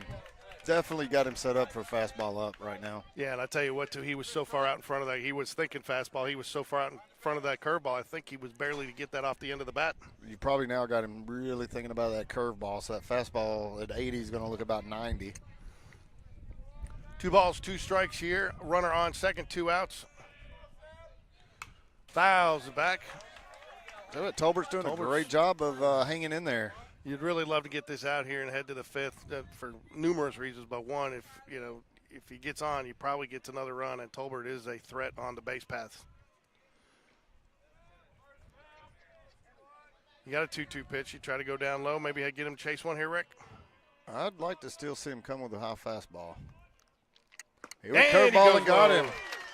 Strike 3, struck him out, and the Jags will come into the top of the 5th inning trying to tie the game. How about it for Charlie Kramer, man? I'll tell you what. Strikeout recorded This is by back-to-back Thursday. Well, it was Friday last week, but regardless, back-to-back area starts, and he has just looked great. In the fourth. He has. Just pumping the zone, and You know who he reminds me a little bit too of is Due up for Spain Park. C.J. Gross. Seeing him. Is it time? Is it time? It's cheese time. fries. It's time, ladies and gentlemen, for the Sean Jones snack of the game. He's already devoured them, and this is, I told Sean earlier, most people don't know this, but this is where the snack of the game originated from. After he went down to the concession stand, came back with like 3 bags of groceries.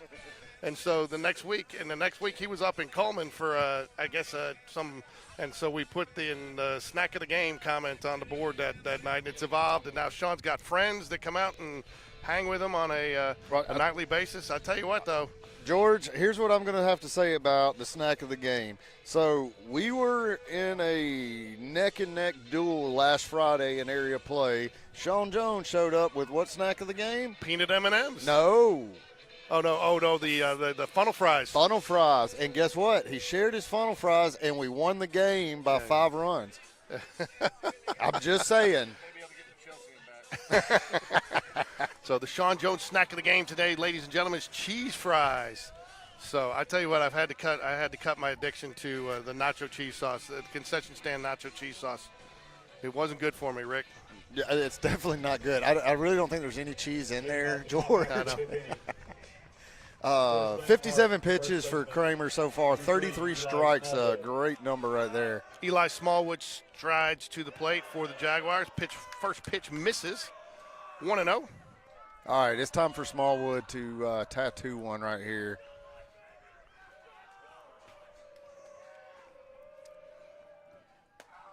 All right, curveball in for a called strike. 1-1 now. I'm having all sorts of keyboard problems. I can't hit the right keys, and that's 100% on me. 1 ball, 1 strike. First baseman Eli Smallwood gets out way in front of it. Strike 2, 1 ball, 2 strikes.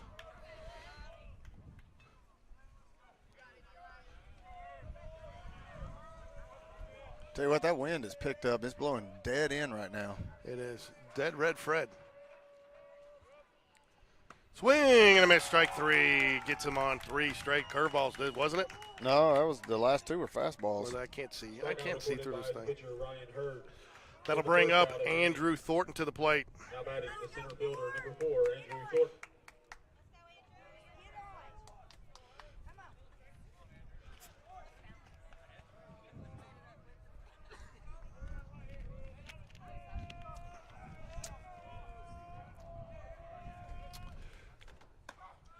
Curveball misses. Well, No, he's going to call that strike. That strike. You can tell by the way he stands up. If he delays his stand up just a little bit, he's calling a strike. Well, I wasn't looking at him. I was looking at the pitch, and that was not in the zone. So, according to the umpire, it was, Rick. According to the umpire, it was. well, there is according to the umpire, and then there's the truth. I got you. I'm a truth speaker. Kind of like for you, there's reality, and then Bill O'Reilly. Yeah, exactly. So. Fouls it away. Ooh, got a good cut on that one. Just straight back to the backstop. Reese Rise Up Jones stands on deck for the Jaguars. Well, they could have put that padding a little higher than 18 inches off the ground. Yeah, no kidding. I feel like a catcher going back. That's a short backstop as it is. I actually thought about broadcasting from underneath today where we were right by home plate, but they got it kind of blocked a little bit. So, plus I thought people would make fun of us for hanging out together under the bleachers.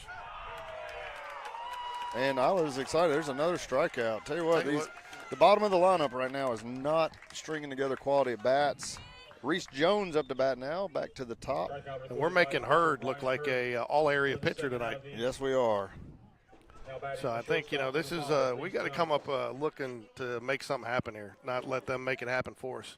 Well, 3 errors, too, for the Jags tonight. It's really been the 7 difference. strikeouts for Jag batters. Yeah, that's not. There's a good-looking bunt. It's going to be a tough play, and he makes it. Great play by Hurd to get out of the inning. Oh, yeah. Good decision by Reese Jones there. Thought he was going to get the bunt for a hit. And, well, he got it too close to the pitcher's mound. That's more down the third baseline. He's on all day. But A really good play by Hurd. That's not an easy play. No, and to be honest, I almost thought he beat it out, but he didn't. He didn't. I'm not saying he did. So let's go to the Game Day Sports Radio scoreboard. Oxford Yellow Jackets 13-0 over Shades Valley. Helena and Chelsea still in a 5-3 ball game. We'll check and see where that one is at. Bottom of the fourth, Chelsea is up 5-3. So Butler on the mound for Helena. Looks like a messy game in the field as well. 5 total errors in that game. Price as pitch. Stallings in for his second night of relief. In fairness, I think he only threw 1 or 2 pitches last night. He threw 2 batters, but it wasn't a lot. It wasn't a lot. He definitely. So Spain Park varsity Jaguars softball team, 15-0 over Woodlawn. Oh. Thompson trailing in game 2 against the Prattville varsity Lions.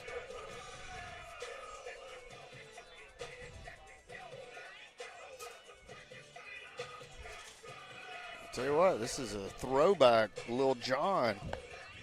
Hoover and Oak Mountain in action tonight in their second game in a area matchup, top of 7th.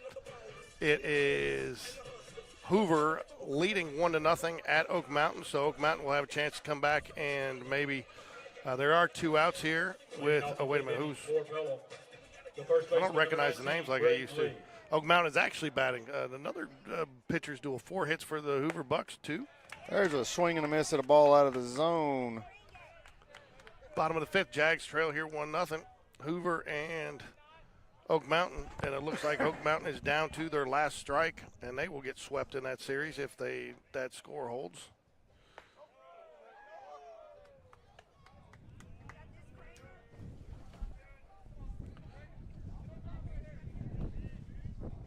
Jags trail 1-0 here. Story of the game has been some errors in the field for the Jaguars. Fouled away. 1 ball, 2 strikes.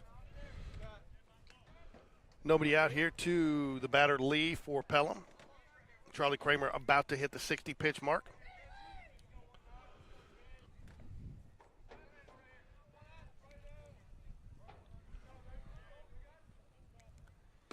Ooh, miss just outside.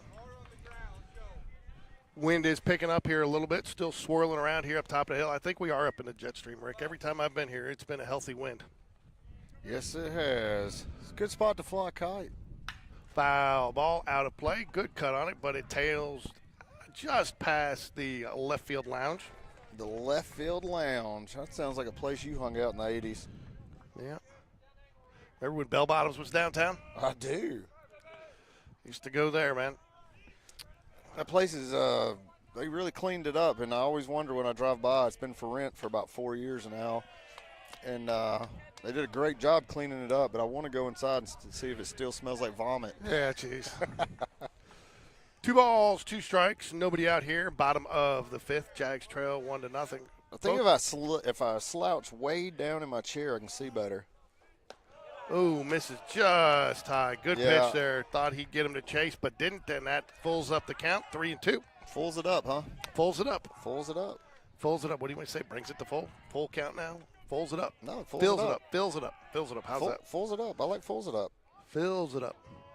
Stop being so emotional. Foul away. Charlie Kramer pumping strikes. Charlie Kramer's pitched a nice game tonight. His offense has not helped him one bit. His defense hasn't helped him either. You know what hasn't shown up either? What hasn't shown up either, in addition to the 3 errors, is the errors on the base pass tonight. Rick, a couple of guys caught stealing. Yeah, we have not played a very good baseball game tonight. There's ball 4. Good at bat for Lee.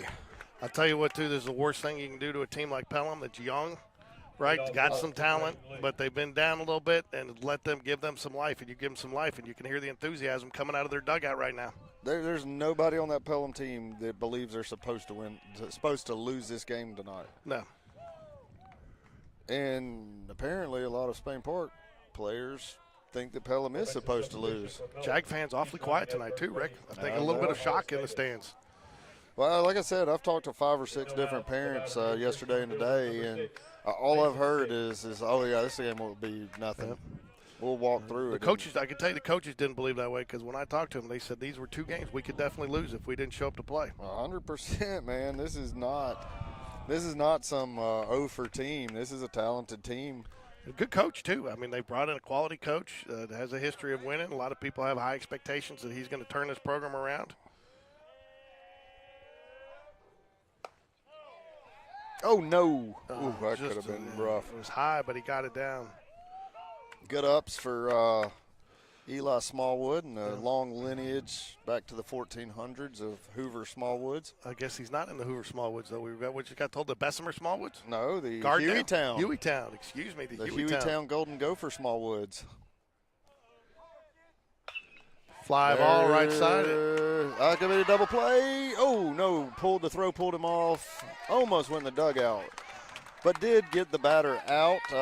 Was Jack Sellers with a nice catch. I'm not sure he gets him with the throw, but he tried to get it there. I don't think without that 20-mile-an-hour wind blowing dead end, I don't think that ball gets I think it down. falls. Yeah. I was worried about it when it was first hit. What? I was worried about it when it was first hit. Sorry, yawning there. Yeah, I saw that's. No balls, no strikes, runner on. One away. Ball outside. In the bottom of the 5th, too. Tell you what, man, Jack's 6 outs away from stumbling on the road here. Rumbling, bumbling, stumbling, right? Isn't that what Chris Berman used to say? That is it. So I have confidence. So, but we just. Oh, I do too. But at some point, you got to do something. That's a good pick play there. I tell you what, Charlie Kramer didn't believe that he was going to lose this game. He's not pitching like he wants to lose this game. No, I think if you told Charlie Kramer he only gave up 1 hit and 2 walks, that he'd be telling you he's winning this game. With about a little about a 50, he's hitting us about a 58% strike percentage. I'm not going to go into the exacts because I don't need you questioning my percentages again. No, go ahead. So I didn't know you were so literal on your math. Math's a very literal thing, George. It is. Called strike. 2 balls in the strike. Charlie still has some good velocity going. If you take the literal out of math, you just have guessing. Never thought about it that way. You never Rick. thought about it, did you? Ladies and gentlemen. I'll be here all night. Yes, he will. Ooh. Oh, strike 2. Yeah, I'll give Evan Taylor credit for that one. Yeah. He just duped him into calling a ball a strike. The tool man. The tool man brought out one of his special tools. Jack's got to come up swinging. They got to get the bats off their shoulders, Ricky. 2 balls, 2 strikes here to Drawhorn. Oh, great pitch right there. Good job by the batter there. Who is this? Drawhorn. Drawhorn. That like looks that like name. a pinch hitter. I think he's a pinch hitter. He's 0 for 0 today. Let's see. Nope. Second baseman. Nope, same base. He is 0 for 0. So and he didn't have a walk, so he might have sacrificed earlier.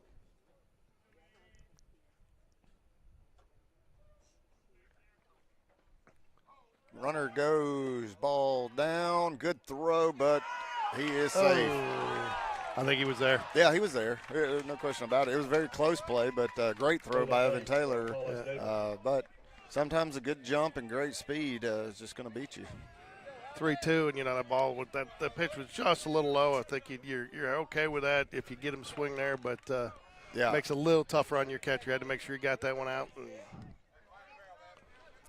tell you what, though, he's going to be a force to be reckoned with if you're trying to run on him in the years to come. His throwing has improved more since. Swing and a miss, strike 3. Great good job. Great job by Evan Taylor, too, right there to get the tag on him so he doesn't have to make the throw to first base and give the runner chance to advance on the drop third strike. For the second out of the inning. That'll bring up the number 9 hole hitter for the Panthers. Now batting your right fielder, number 17, Jet Hopwood. Right fielder, Hopwood. It's a good name, too. That's a good baseman. Hopwood. I tell you what, man, this Pelham team has some good names. 2 outs here, runner on second. Foul ball try to bunt there. on the bunt. So must have some speed here. So, and I think, that's what it was. He was the one that bunted earlier. They got the run in, I'm pretty sure, and that's why it shows up as a 0 for 0 because he got reached on an error, right? That's it. Is that why? No, because it would be an 0 for 1 if he reached on an error. earlier. I don't know. Game changer's been a little jacked up tonight. There's the bunt again. Good bunt. Make the throw to first, and there's 3 away. Interesting bunt call there. It's a very interesting bunt call. Not going to say I hate it, but, I honestly don't know enough about some of these hitters to know whether or not, that's coach not having confidence he's going to get the hit, or he's just trying to force us, watching us make a lot of errors tonight, and see if he can keep riding that wave. All right, 1-0 still, Pelham over the Jags as we go to the top of the 6th. Cross, Taylor, and Grell.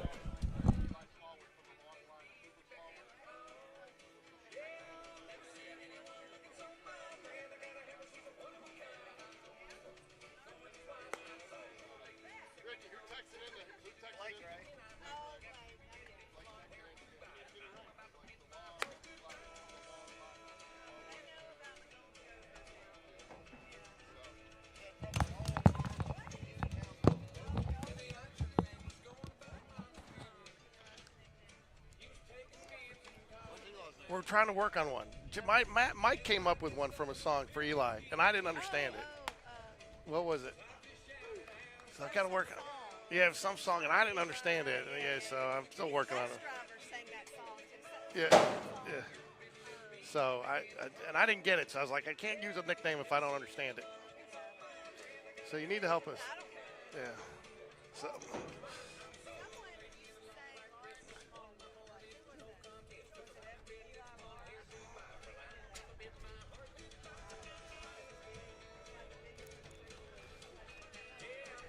Leading off the 6th inning for Spain Park, the right fielder, number 21, Joe Cross. Rick, should we change seats? All right. Smoking Joe Southern Cross steps up to the plate here to start the top of the 6th. Oh, good bunt. No throw. I tell you what, Joe Cross, it's almost a guarantee that kid can put him down and get to first base. Yeah, you're stuck right there, Amy Smallwood, putting a good mojo on the Jaguars. Chad Davis out there going to make a prediction that the Jag bats are about to come to life, and he may be correct on that after a good leadoff bunt there by Joe Southern Cross, bringing up Evan the Toolman Taylor. I mean, that's all you need is one here. What do you think? What do you think Coach Smith is thinking here? Didn't like he's going to get a different sign on. So I say this, Evan has not really had good at bats today, and I think, oh no, fly ball to center, yep.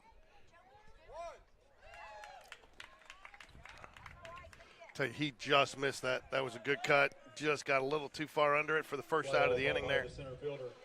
That's a spot that where I really would have liked to seen Evan take a pitch or two before. Not really a great 0-0 but we just pitch got through to sitting hit. there saying they've been keeping the bats on their shoulders. And with his curveball, I think if you see that fastball like you saw there, you got to go after it. So you and I are in disagreement there, my friend, which I know will shock most of our listeners.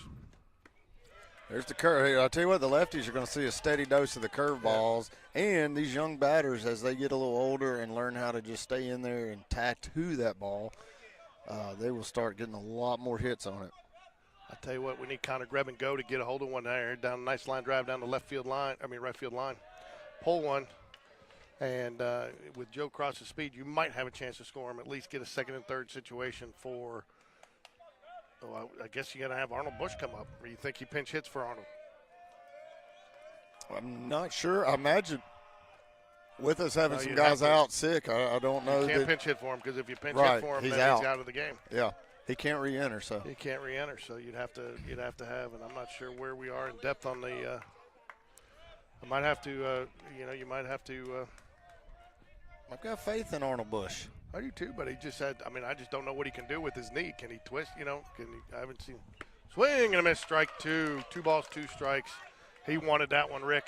He did want that one. It's a good pitch, a good cut. 2-2. Jaguars lead in hits, 2 hits, but they also lead in errors with 3.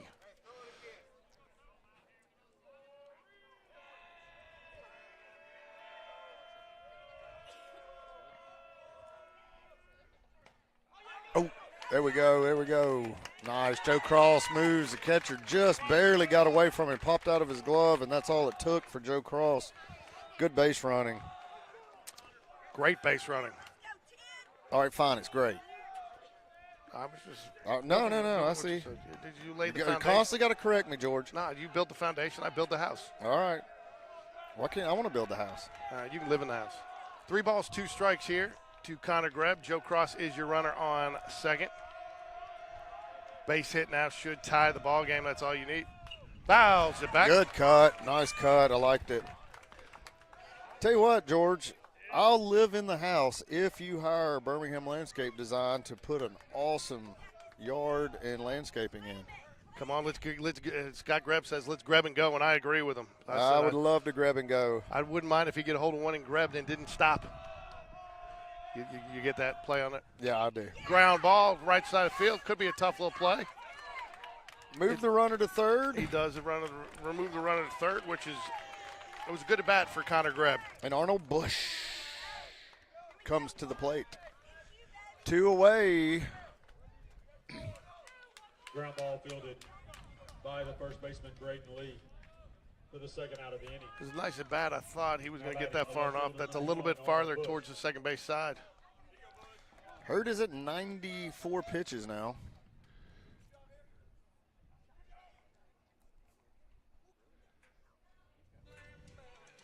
This is a player-only meeting on the mound. Well, you don't know what the situation is. The coach may not want to use his visit, so he may be relaying in the comm to the catcher what to say. Good call, George. Got to correct you. Well, Doesn't you happen didn't correct often. me. I didn't say he's not doing that. So I'll tell you what. I'm still kind of a little bit behind on the whole high school having the electronic communications. swing and a miss, strike one. That was a very late swing there. Yeah, and I'll tell you too, they are aware of his ability to bunt. The corners are in both first and third. I mean, that was one of the things I thought you But might look at see, that Coach. gap over there. They've got the third baseman playing over towards shortstop. Yep, Got a heavy pull. and he does. So oddly enough, too, that was called a ball. It was a pretty good pitch, but 1 ball, 1 strike here, 2 outs to Arnold Bush. I can't say it like that. You shouldn't even try. Or I shouldn't even try.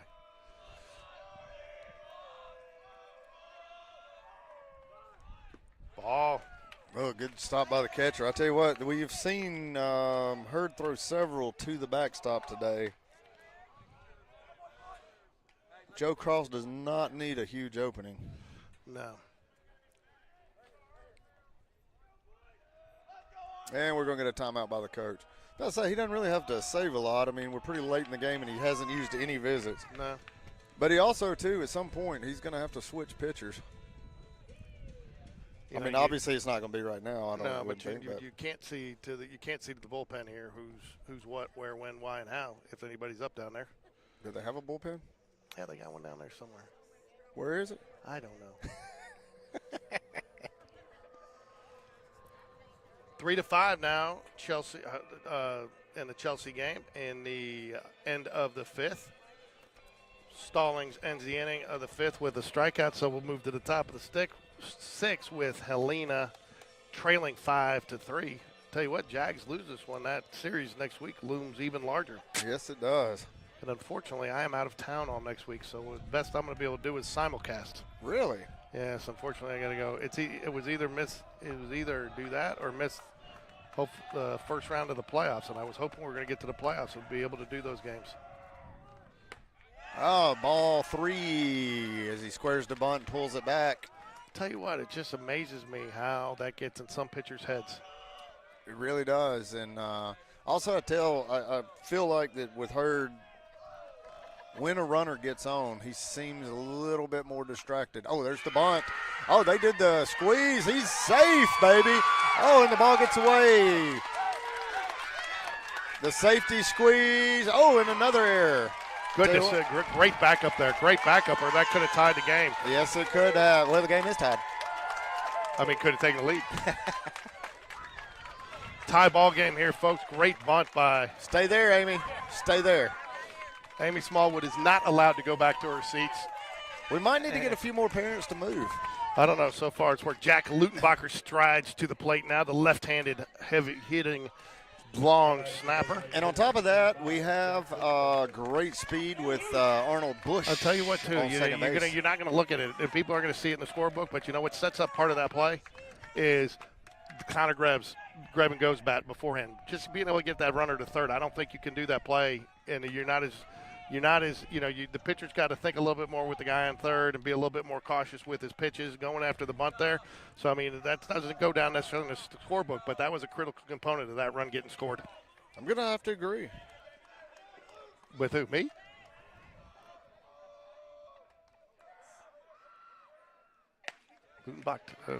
Lutenbach, Texas. Oh, there you go. 2 balls, no strikes, and you got to wonder, too, Hurd has pitched a gem for his team tonight. You got to wonder if he's just running out of gas. Oh, yeah, I mean, he's at 100 pitches now, so. As my wife would like to say, I'm gassed. She had a workout yesterday, and she was gassed. 2 balls, no strikes here to Jack Lutenbacher. Good pitch. Called a ball. Ooh. Yeah, I think it was a little too far inside. You see the catcher? He stood up, and then he bent back down like, oh, my God, how we not get that call? I'll tell you what, too, not a bigger bat on this Jaguar lineup. And then Jack, New York Times bestsellers, who stands on deck right now, and he's hit the ball hard twice tonight, unfortunately, just right at him. A little bit of life finally coming out of the Jaguar dugout, and I think Chad Davis might have had a little premonition there that the bats are coming to life, and they have. Ball 4. Runners. Ooh. Oh, it gets away from him. That's going to let Bush get to third base. I'll be honest, I don't hate the idea of throwing behind the runner. It was a good throw, but just got away from the shortstop. And now we got runners on the corners. Head, shoulders, knees, and toes. Knees and toes. Knees and toes. Just need 1 run here, and Jags will have another at bat regardless of what happens. We are only in the top of the 6th. And we're going to get a pinch runner for Ludenbacher. Is that going to be Camden Major? I believe it is. Substitution for Spain Park. Pinch running at first base. Number 17, Camden Major. With 2 outs, the batter is the second baseman, number 6, Jack Sellers. Jack Sellers had a nice day at the plate. He is 0 for 2, I believe, but he had been 2 hard hits. Huh, Rick? 2 hard hits. 2 hard hits to left and left center. Good pitch. Starts him with the curveball, going back to his bread and butter. Well, I'll tell you what, though, that curveball was not very sharp, and it kind of hung. That would have been a really good one to jump on. Yeah, Jack Sellers. Nobody's come up with bigger hits in a bigger time than Jack Sellers in any of these series, so you kind of expect it here. Maybe not fair to put that pressure on him, but you kind of expect it. So let me ask you this, George, what do you think about the safety squeeze a minute ago? That was a 2-out safety squeeze. I'm not sure. You know, the only reason I think you're bringing him home is to do that, maybe get him to take a little bit, you know what I'm saying? And because, you know, you got 2 outs there, so you got to get the runner to first. You know he's going. So I think it's not a bad situation because you get him thinking a little bit about the runner, maybe make him make a hesitation play like that. I think it was, I think with Arnold, hasn't had a lot of at-bats and he can bunt well. I think it was probably the best call there in that situation.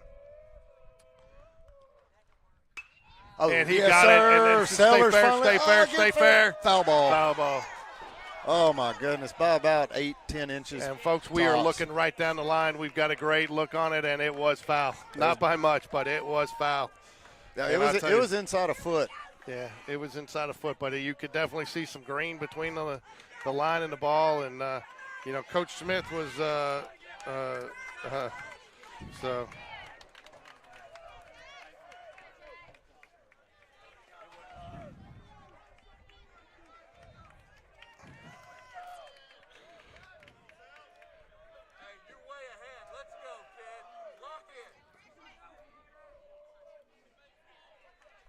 I do think Hurd's father's sitting right over my left shoulder. Do you think that's who it is? I'm pretty sure. Because he's been talking the whole game. Only to Hurd. Swing and a miss, and he gets him just inches from. Game remains tied, 1-1. But Yeah. Jags tie it up. Strand, too. That was a good at-bat by, and I'll tell you what, that's, I tell you, just a little too much tail on that. Well, you know, yeah, we got the wind blowing in from right field. Probably helped push that ball out just a touch. And otherwise, it's a whole different thing. That's what makes baseball so great, George. That ball is 10, 12 inches to the right, and we got a lead. You got a 3-1 lead. Yeah, and then, but it wasn't, and then we got a strikeout, and it's tied 1-1.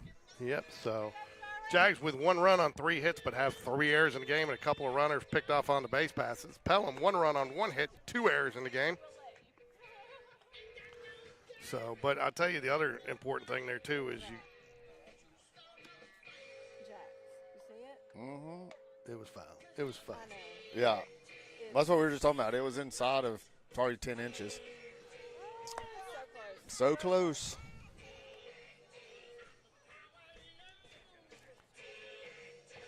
Well, nonetheless, Jags take a little pressure off, tie the game.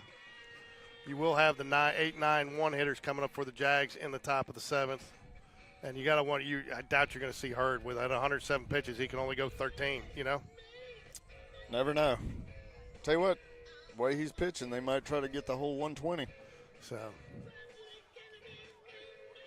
Meanwhile,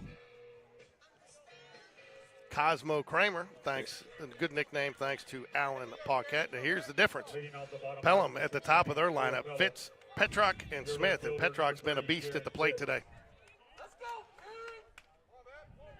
Bottom of the 6th, tie ball game here. still only 3 hits in the game. Unfortunately, 4 errors. Fouls it back. Charlie Kramer working from ahead. That's what you like to see right out of the gate. That is definitely what you like to see.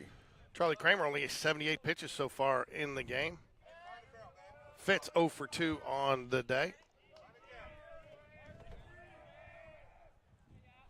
He has put the ball in play. Called strike low on the outside corner, 0-2. Live down there, young man.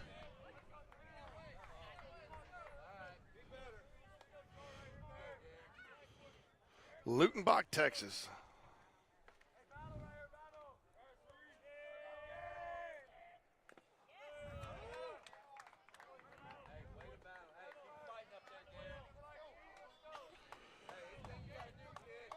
No balls, 2 strikes here to Fitz. What do you come with here, Ricky? Curveball? I'm going curveball. Off the plate. There it Fly ball. was. He got too much plate, but it's a high fly ball out to center, and Andrew Thornton reels it in for the first out Of the inning. of the inning. If you can get through this here, you got to like where you are lineup-wise, especially if this has to go extras. Andrew Thornton for the first out of the inning. Now Bottom of the 6th here. under shortstop, number 22, Andrew Petroff. Andrew Petrock, he's the one that hit the ball that Thornton dove for, got the double, but got picked off last inning. He has been a challenge at the plate, 1 for 2 on the day. Their lone hit. You know who he reminds me of, build-wise and everything at the plate, is Andrew Thornton. I thought you were going to say Tonsmeyer. Oh, okay. Well, he's too tall to be Tonsmeyer. Yeah, he is. Fouls it away. 1 ball, 1 strike. Charlie Kramer still delivering. He's out there dealing. He's only at 80 pitches, so that's Well within his. oh, yeah. He went last Friday, what, 100 and just a few over 100? Good Ooh. pitch. Oh, almost got him to chase. Tell you what, I'm not sure if that might have been just a little too far off the plate, but a good miss there. Well, if that ball's a little bit harder, he does bite and chase, I think. Down just a little bit. He's missing in a good spot, though. Yeah, but Missing under the zone is never especially with this guy. bad play. What is his lounge, by the way, over here? It's like their alumni lounges. They got Why is food it up on? there. It's odd that it's on top of the home dugout. I know. I mean, the visitor dugout. Don't like to see that 1-out walk there. And again, Petrock's got some speed, so I'd expect to see him go here. And we've got I believe we have another Wilson signing, ladies and gentlemen. And Wilson will come out of the dugout to have a little chat over the fence with the Jaguar pitching staff and infield. Going to make sure everybody's on the same page. If you're Wilson, what are you saying right now? Right now, you're asking him how he feels. If he tells you he's feeling good, then why are we throwing balls? We got to get the ball in the zone. I mean, look, there's not a ton you can say right here except for, just we've got to throw strikes. Make sure these guys know what they're doing on a bunt. There's a high likelihood you see a bunt. Not sure. I don't know enough about Pelham or their coach to know if he is a by the rules type of guy where he's going to definitely bunt in this situation. One out, don't know. All right, Wilson heads back to his yard. I like Wilson. I like Wilson. I do too. He's very Wilson-esque. Also, too, they brought up earlier that the visitor dugout used to be the third base dugout. Yeah. And I think, I don't know why, because I even think their hitting area is over here, so I don't know. Yeah. And they actually came out from over here so I don't know. Well, yeah, I remember in the past coming to games, and we were always in third base. Maybe it was one of those situations where parents were up in the alumni deck and they were handing food down to their kids, like the good old days when you'd have parents handing over food in center field. Dropping it down on the first pitch, fouls at back, strike one. One out here. Jags would love to turn a double play and get out of here. Really, that's been the only blemish in the last couple innings for Charlie Kramer's, that walk right there.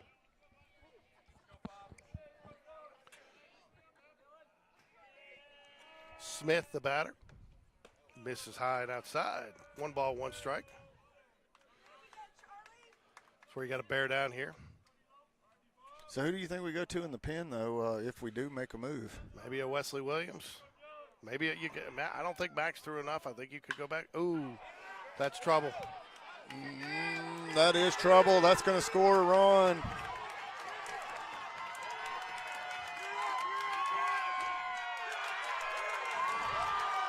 Nice hit. Pet Rock again. That was Smith. Oh, I'm sorry. That's Smith, yeah. Pet Rock scored. All the way from first, though. RBI double for Dylan Smith. He got all of that one, too. He did. He tattooed it, and it was tailing away from Thornton. For a second, I thought if somebody can run it down, it's going to be Andrew Thornton, but that ball was hit too hard, and just a great hit. All right, now Hurd's up, trying to help himself out. Hey, Ricky, I don't know about you, but we will be making an attempt to call. Well, I will be there calling the Briarwood game. Jaguars play at Briarwood at 11 or 11:30 on Saturday. On Saturday? Yeah, I will not be able to make that. Okay. Why is Auburn playing? They're playing later. Oh, is that going to get fouled? That is foul. I'll tell you what, and how much, that just those few inches, that instead of it being a tie game now, that Jack Sellers,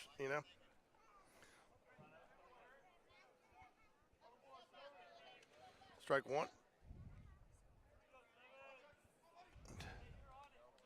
Only the second hit of the night for the Panthers.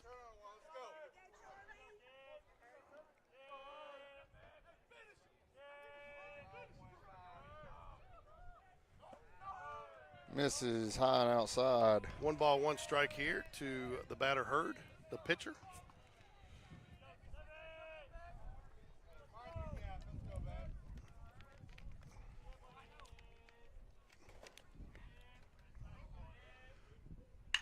Ground ball. Oh, no, that's going to score another run. No, it's not. No, it's not. That ball died pretty quick. Tell you what, Greb did a great job just to get enough leather on that to knock it down. I thought it came off his glove with a little more heat, but no, if he doesn't knock that down, that is another run. Oh, for sure.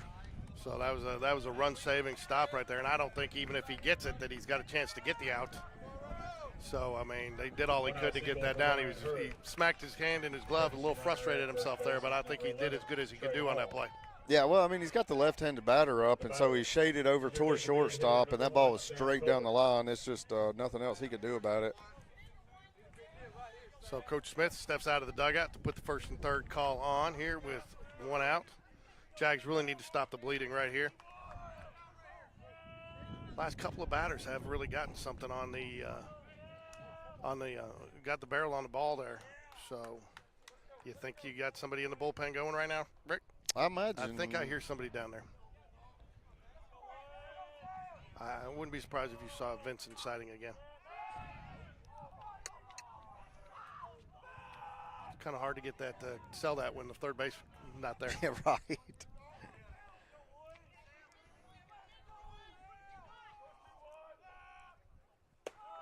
Ball high.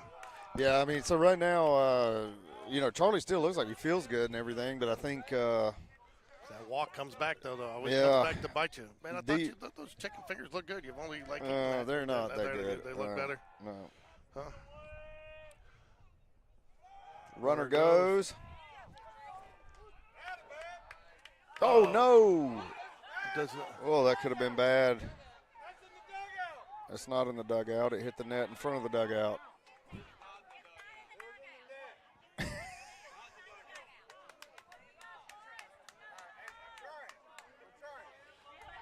I don't know why our fans are even talking to him. I don't either. That's what I'm more surprised about. And the guy's admitting that he's just saying anything. I tell you, I mean, why? I mean, you know what that is? That's a frustration. That is. We're frustrated with the way. Those are frustration comments coming out. Tell you what. No. See, it's just we're. Anyway, yeah. Good pitch there. I'd expect you to be saying something back to that guy, not our fans. Nah, I'm tired, man. You got to catch me before 2 p.m. It's busy season right now. 1 ball, 2 strikes. What do you do for a living, Rick? I feel like I just babysit. Swing and a miss, strike 3. Battles back. That's there. a huge strikeout. Huge strikeout.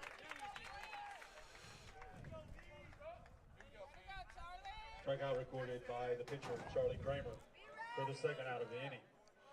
That'll bring up Lee, the first baseman. 0 for 1 today, 1 walk. Oh, and we are going to get the pull here. Coach Smith heads to the mound. I don't know if you necessarily get the pull here. You think you do? Yep, you do. If Coach Smith goes out, I've never seen Will head out to the mound and the pitcher not get pulled. Standing ovation for Charlie Kramer. That'll do Oh, it. and Max Vincent is coming in. Here he is, hustling out to the mound. Yeah, he didn't pitch a lot the other night, and I think that's your most reliable option coming out right now with area play experience. Kramer, 97 pitches, 57 strikes on the night. Scoring update from Helena. Chelsea still leads in the top of the 7th. So Neal is on the mound now. Neal is on the mound. Fred the Dorfman at second base. So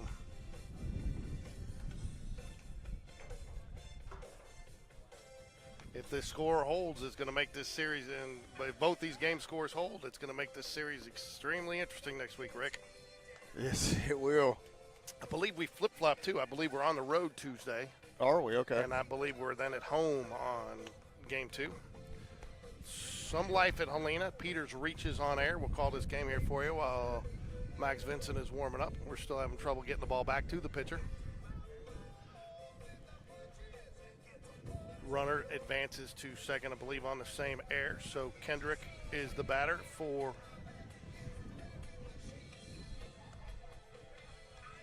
All right, so talk about this for a minute.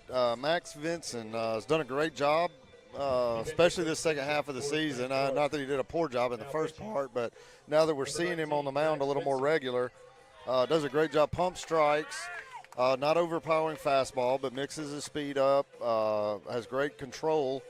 But he has not entered a game in a situation like this where we're down. No. It did come in against Chelsea at home last Tuesday. He did come in against and pitch well against Vestavia. Yeah, and he pitched Tuesday week ago, came in while we were tied up, and had to throw a few innings there, did a great job. So why do you think they pulled Kramer there? The batter is your first baseman, number 19, Grady Lee. Will probably, I think sometimes he just gets a feeling that somebody's just not got it. I think he feels comfortable with Max. It says a lot about how he feels about Max pitching. He has a lot of comfort, a lot of belief in him. He knows he's going to throw strikes. And I think right now he felt like a walk or leaving a pitch in the wrong spot There you go. And, you know, I think that's it right there. A different look, somebody they haven't seen, make them guess. And I think, you know, the thing that I noticed there is they've gotten some good bats on the ball there. They've hit him hard. Maybe Charlie's come off a little bit on some velocity. Yeah. You know, his pitch count was getting up there. Good. See that change up right there? That's one thing that Max has that I don't see any of our other pitchers really throw a lot is a really good change up. Yeah. According to Dunn, though, he better not get called. They don't need to call a slider. No slider.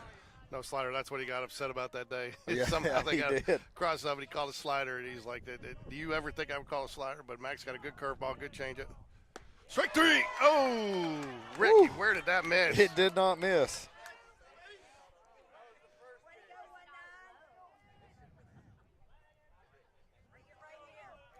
Wow, where did that miss? I was already calling it. It was down the pipe. I feel like – so here's what just happened, I think. I think the umpire just apologized to Evan Taylor for blowing that call, and so Evan's going to run out there and tell him that was a strike. Blue said get it close. He's giving you the next one. Yeah, Wilson back out there. Not Coach Dunn, but we got a Wilson conversation going.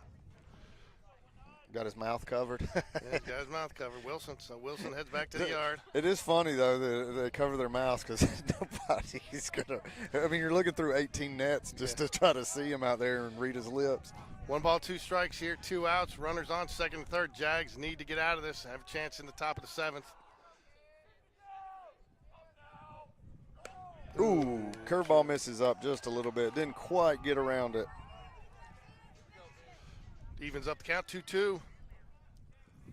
First base is open, but you don't want to load the bases in this situation, or any situation for that matter, unless you're. Like to come high inside fastball right here. We're going outside.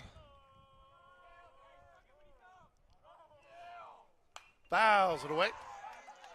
Lives to fight another day. This is Lee. Due up for the Jaguars will be Smallwood, Thornton, and Jones. My guess is you might see some pinch hit opportunities coming up there in those situations. Lee is 0 for 1 today. 1 walk. Max Vincent gets his runner calls time. Asks for time, gets it. 2-2 and 2. Lots of twos out there.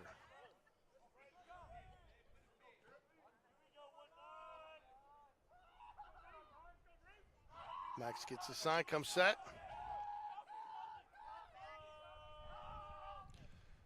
Misses high, 3 balls, 2 strikes. All right. And that is typical miss. He doesn't finish it and misses a little high. Yep. And look, I'll tell you this. You got first base open. This run does not count. I'm going curveball right here on 3-2. If you walk him, so what? It's a lot better to me than putting a fastball down the pipe. And misses high. Frustrated with himself on that one. Yeah.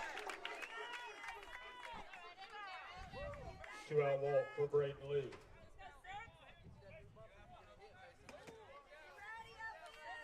With the bases loaded, the batter is your center fielder, number 6, Mason 6. Mason 6, number 6 is up to bat. Bases loaded, 2 away. No place to put him here, and I'll tell you what, that could end up being a big call if that is in fact what the umpire told him, because, I mean, that was strike 3.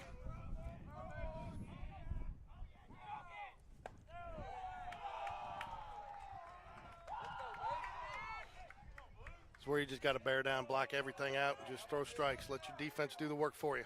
Tell you what, when you're sitting this close to being behind the batter or behind the catcher and umpire, you get a lot better view of where these pitches are. And sometimes you see one that's well off the plate like that last pitch, and then you hear people way down towards first base yelling at the umpire. Oh, here we go. Wilson is back out. He's just wanting to talk to his pitcher. Told everybody to get back in their spot.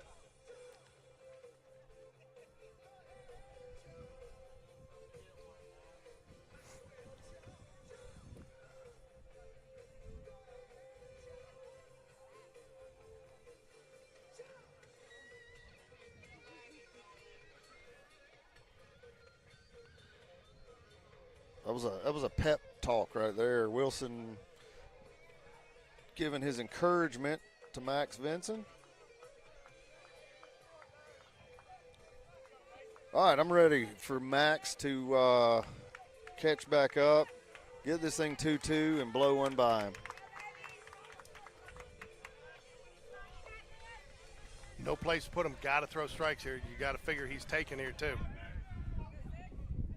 Wind is blowing in. Healthy could have used that when that gapper earlier in the inning. Yes, we could. There it is. Strike. You know, it's almost an automatic after you get done out there that you know it's going to be a strike. It's the old Wilson Mound visit strike. Yeah, there you go. You know, Wilson always has, it's Wilson wisdom. Wilson wisdom. There you go. Oh, he's missing in the same spot every time, and it really seems to be an issue with these left-handed batters. You know, I heard a pitching coach once say pitchers are made based on the ones who can throw to their arms, to their glove side. Get that fastball to their glove side on the left-handed batter.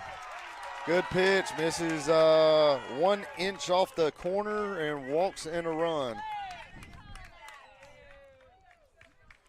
2-out RBI walk for Mason 6. Now batting your second baseman, number 9, Ethan Drawhorn. Drawhorn now 0 for 1 on the day, steps to the plate. So, yeah, this is where that strike zone gets a little smaller too, Rick. Yes, it does.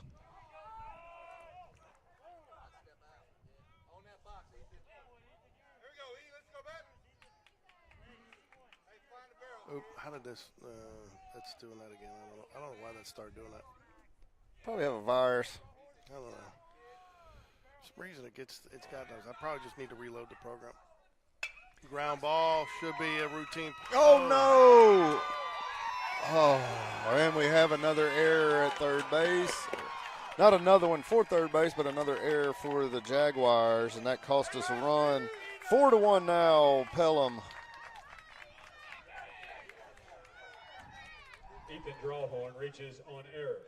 Needless to say, George, I think I think we've probably had a game maybe this bad. This is the first one I've seen this year where we have looked this bad from start to I agree. not to finish yet, but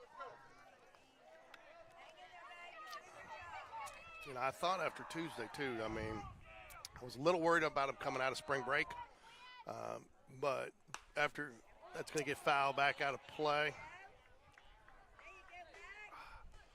I was a little worried about them coming out of spring break, but they battled on Tuesday. But again, they let this Pelham team hang around Tuesday night.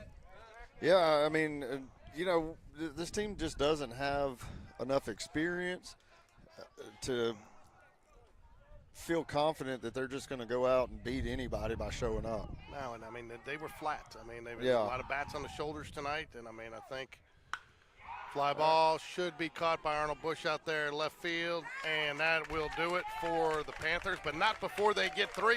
Ooh. Jags will be down to their final 3 outs here. Need 3 to stick around. Due up is Smallwood, Thornton, and Jones. What are you looking for? I don't know. I'm trying to figure out where you find that at. I just know it. Oh. Sellers was the last out. And 3 runners left on base. After 6 complete innings of play, your score is Spain Park 1, Pelham 4. So it is the final out of Helena that the Hornets hold on to beat the Helena Huskies 5-3. So they will get a sweep there, and it looks like too. Surprisingly, again, 6 errors total in that game, and Helena actually out-hit Chelsea 6-5, but ended up losing the game. And I'm telling you what, Ricky, that's just going to make that game loom that much larger next week. 5, and I'll tell you what, too, 5 walks by the Chelsea pitching staff, and Helena just not able to string anything together.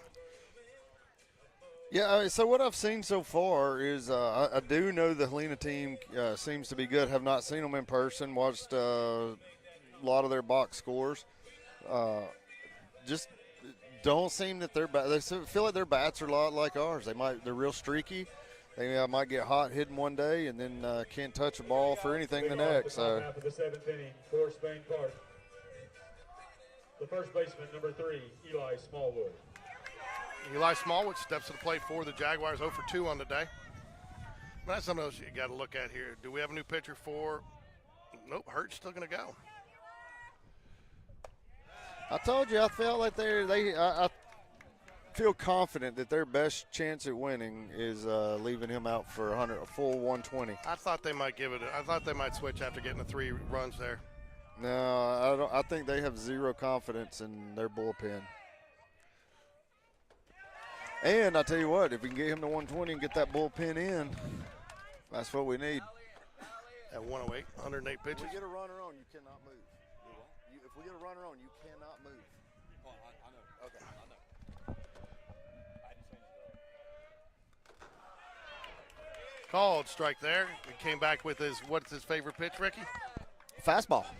That was a curveball there, wasn't it? I didn't think so. I thought it was a fastball. It looked like he threw a really nice glove side fastball that. I thought he dropped that in there, but base hit. I mean. Oh no! Go! That wind is killing it. Hard hit ball, but under just a little bit too much. Center fielder catches it and 1 away now. You are going to have a pinch hitter come in here. Not sure who this is going to be. Fly ball called by the center fielder, Mason 6, for the first out of the inning.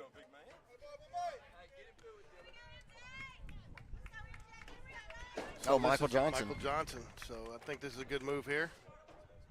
Offensive substitution for Spain Park. Pinch hitting, number 31, Michael Johnson. Michael Johnson, the outstanding shortstop for the JV Jaguars, got his first varsity action last week over spring break. Had a couple of hard hit balls. Ooh, The inconsistency with his umpire is frustrating for both sides because I got to say this. He's been consistently inconsistent for both sides. Ball 2. 2-0. 2 balls, 2-0. no strikes to Michael Johnson, getting his, not his first, but first area varsity action tonight for the Jaguars. Shout out to everybody watching. We will be covering Saturday's games. Called strike on the outside corner. 2 balls and a strike to Michael Johnson. 1 out here, top of the 7th. Jags need 3 to hang around.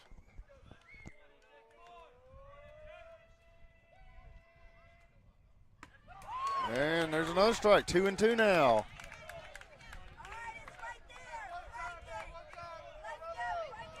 $115 pitches there for Hurd. You know, he can't start the batter with, he can't start the batter. At 119. Is that what it is? Yeah, he can start on 119 and finish, so you cannot start at 120. Love to see him foul back a couple pitches here, maybe get the walk, get him to 119, get him to 120.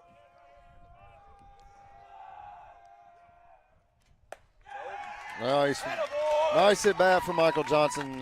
Come in and get us to the top of the lineup. Reese Jones coming up. Michael Johnson on first, 1 away. 1 out walk for Michael Johnson. And we are at 117 pitches. So this, regardless, should be his last batter unless for some reason he gets a 1 pitch out to Reese Rise Up Jones. Or a 2 pitch out. So, thanks, Rick. I always got to have a comment. Always something. I just want accuracy. I appreciate it, I man. think our viewers deserve accuracy. All right, I'm sorry. All 3 of them. So, it looks like, are we going to see a move here? I believe so. Maybe. I guess this pitcher doesn't realize he's coming out. He's already set on the mound. Look, Maybe he's that's telling just- him. He's like, Coach, no, don't do it. Don't do it, Coach. You think he's just talking to him, feeling him out here? I guess so. I mean, at this point, I'm leaving him in. I'm not going to the bullpen. I do not think that they have a better shot at winning this by going to the bullpen right now than they do letting him pitch.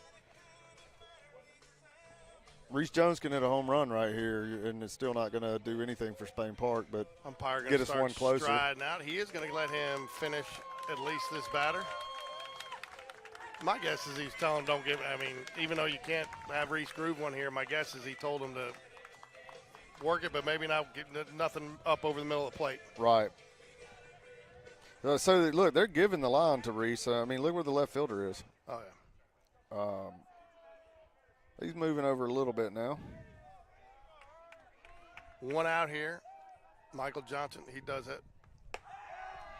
Ball one, high and outside.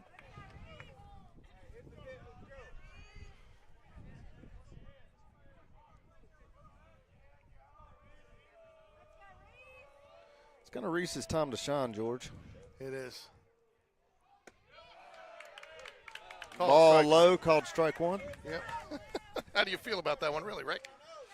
Well, that's exactly how I feel. 1-1 count to Reese Jones. One out here.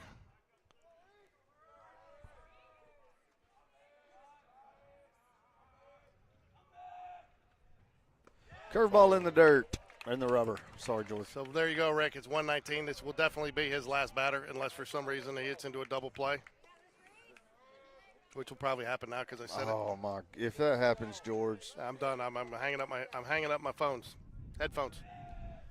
for good, because I'm gonna put them somewhere. There's ball three. Reese did a nice job there too, not anticipating the ball call. Shake it off. Let's go. Come on. 3 balls, 1 strike to Reese Rise Up Jones. There will be a pitching change after this. Ball 4. And now the tying run is at the plate. Although, no offense to Joe Cross, I doubt he is going to hit a 3-run bomb with the wind blowing straight in. And here comes the coach. He will make the change. Oh, yeah. I guess everybody went up there like I guess the players probably don't realize he's at 121 pitches now. What was his strike percentage today? 122 pitches, 64 strikes. So, Right, just a little over 50%. oh, look at there. You're getting better at your percentages. I'm proud of you. I can see I mean, what I can't figure out is why you ate like a third of each nugget and left 3 half-eaten nuggets there. I don't know. I didn't like them. I kept thinking the next one would be better. Do you take math classes at that math tutor place over next to On Tap? I did. Mathnasium? Yeah, Mathnasium. So it looks like you'll have looks like Hurd will stay in the game as a position player. Well, that's good for your arm. He looks like he's going over to first base possibly. Yeah, he's listed as first baseman. Yeah, he's got his first baseman's glove on. I'm not sure who they're replacing.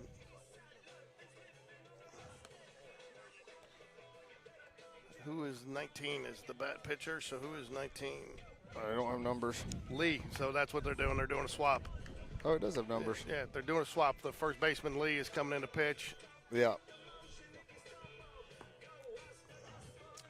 So we'll have Joe Cross, followed by Evan the Toolman Taylor and Connor Grab and Go here. Jags showing some life here in the 7th inning, top of the 7th, down by 3. Story of the game has been the fielding or lack thereof of the Jaguars. 4 errors in the field, a couple of base running mistakes. And you let a team like this hang around, Ricky, it's dangerous. We've said it since the beginning of the game.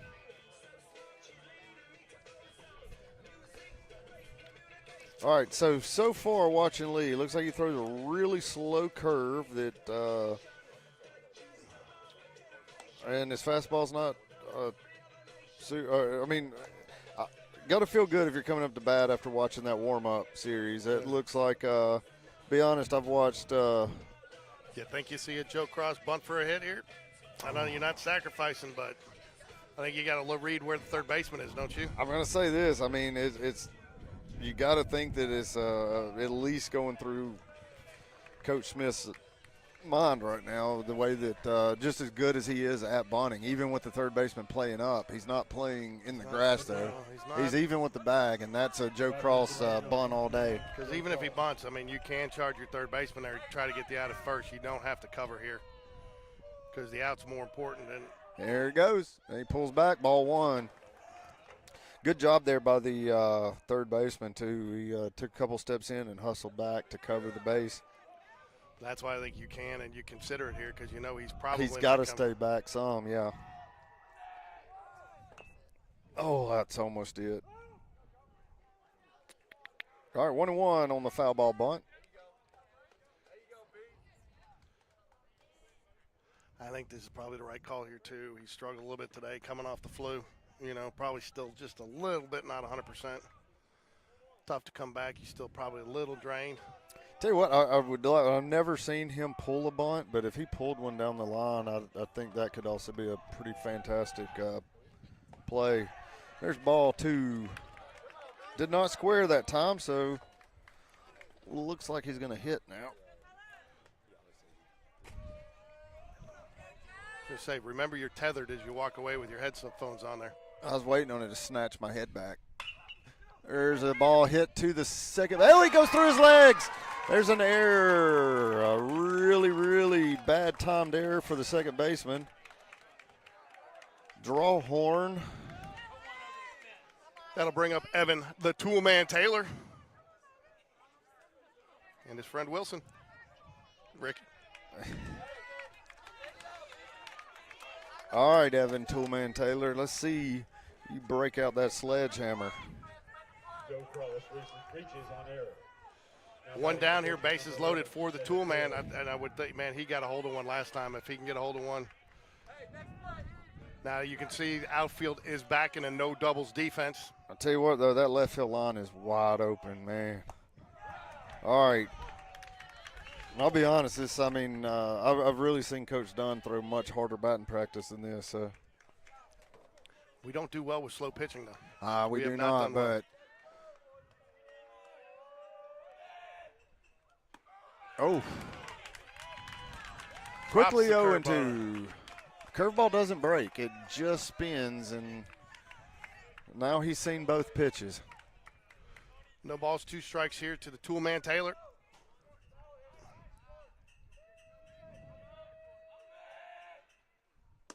Ball misses low and outside. All right, 1-2.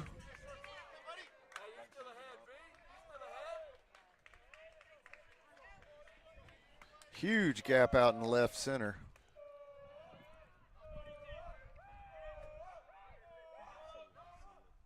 Fouls it away, hangs in there. Good job. I think that was a ball, but it was too close to let it slide by. And I think he did a good job getting ahead on the bat on the ball there and living to fight another day. I do too. He's been back there watching the inconsistency out of this umpire all night, so he knows that one was a coin flip. Good take right there. 2 balls, 2 strikes. You know, I'll tell you what, too, when you foul off pitches like that, you get a little bit in the pitcher's head, especially, bases loaded. He starts pinching a little bit, makes that zone squeeze just a little bit tighter. Yeah, with 1 and 2, I felt like Lee probably thought that he had him on that pitch and got enough on it. Fouls there he goes away. again. Tell you what, Connor Greben goes getting a workout over here fielding these foul balls. I'll tell you what, I'm glad that they got all these 8 nets in front of you to keep you safe, George. Yep. Those reflexes aren't what they used to be. No, they're not. 2 balls, 2 strikes here to the tool man Taylor. Oh, he run. I thought that looked pretty good right there. I did too. I'm not sure what he was upset about. I think he just thought it started high and it dropped in there. It was a curveball and didn't break much, but just enough. All right, Jags down to their last out here. Connor Greben goes, steps to the plate. Connor Greb. 2 outs, bases loaded. I tell you what, we're going to lose this game if and look back and say, man, we left a lot of guys on, missed a lot of opportunities. There's Base hit, and that should do it. And that's does. it. Pelham wins 4-1 as the Jaguars strand the bases loaded for second time tonight. First inning in the 7th inning. I think that set the tone for the game, Rick. It did. I think that set the tone. The Jaguars had an opportunity early and didn't take advantage of it, and just didn't get enough on there. And it came down to 4 errors. If you really want to chalk it up, I think you can add another 2 or 3 on there and errors on the base pass. I feel like Charlie Kramer pitched well enough to win for sure. He pitched a really good game. He does have 3 earned runs, but he had 5 strikeouts, 3 walks, gave up 3 hits. Total of 4 runs, but 97 pitches, 60 of them, 57 strikes. That's right at 60%. So, they're flashing the lights. Okay. Just said, let me get packed up. So, All right, folks, we will be covering the games Saturday, but we will unfortunately not be able to cover any of the Helena games next week. And then hopefully, kind of expected thought tonight, it was kind of like a lot of people thought. We took care of business tonight. We'd definitely be putting the first round series on the books, but that might not be the case. So always a pleasure to do the game with you, Rick. Pleasure to do the game with you, George. And, maybe I can get you to – so what's up? Hey, do you have a cousin or a relative that plays over at Chelsea? There's a Brazil out there that plays baseball. I do not. Yeah, it's such a unique game. It is a very – All right, well, thanks for joining us tonight. Go Jags. Go Jags.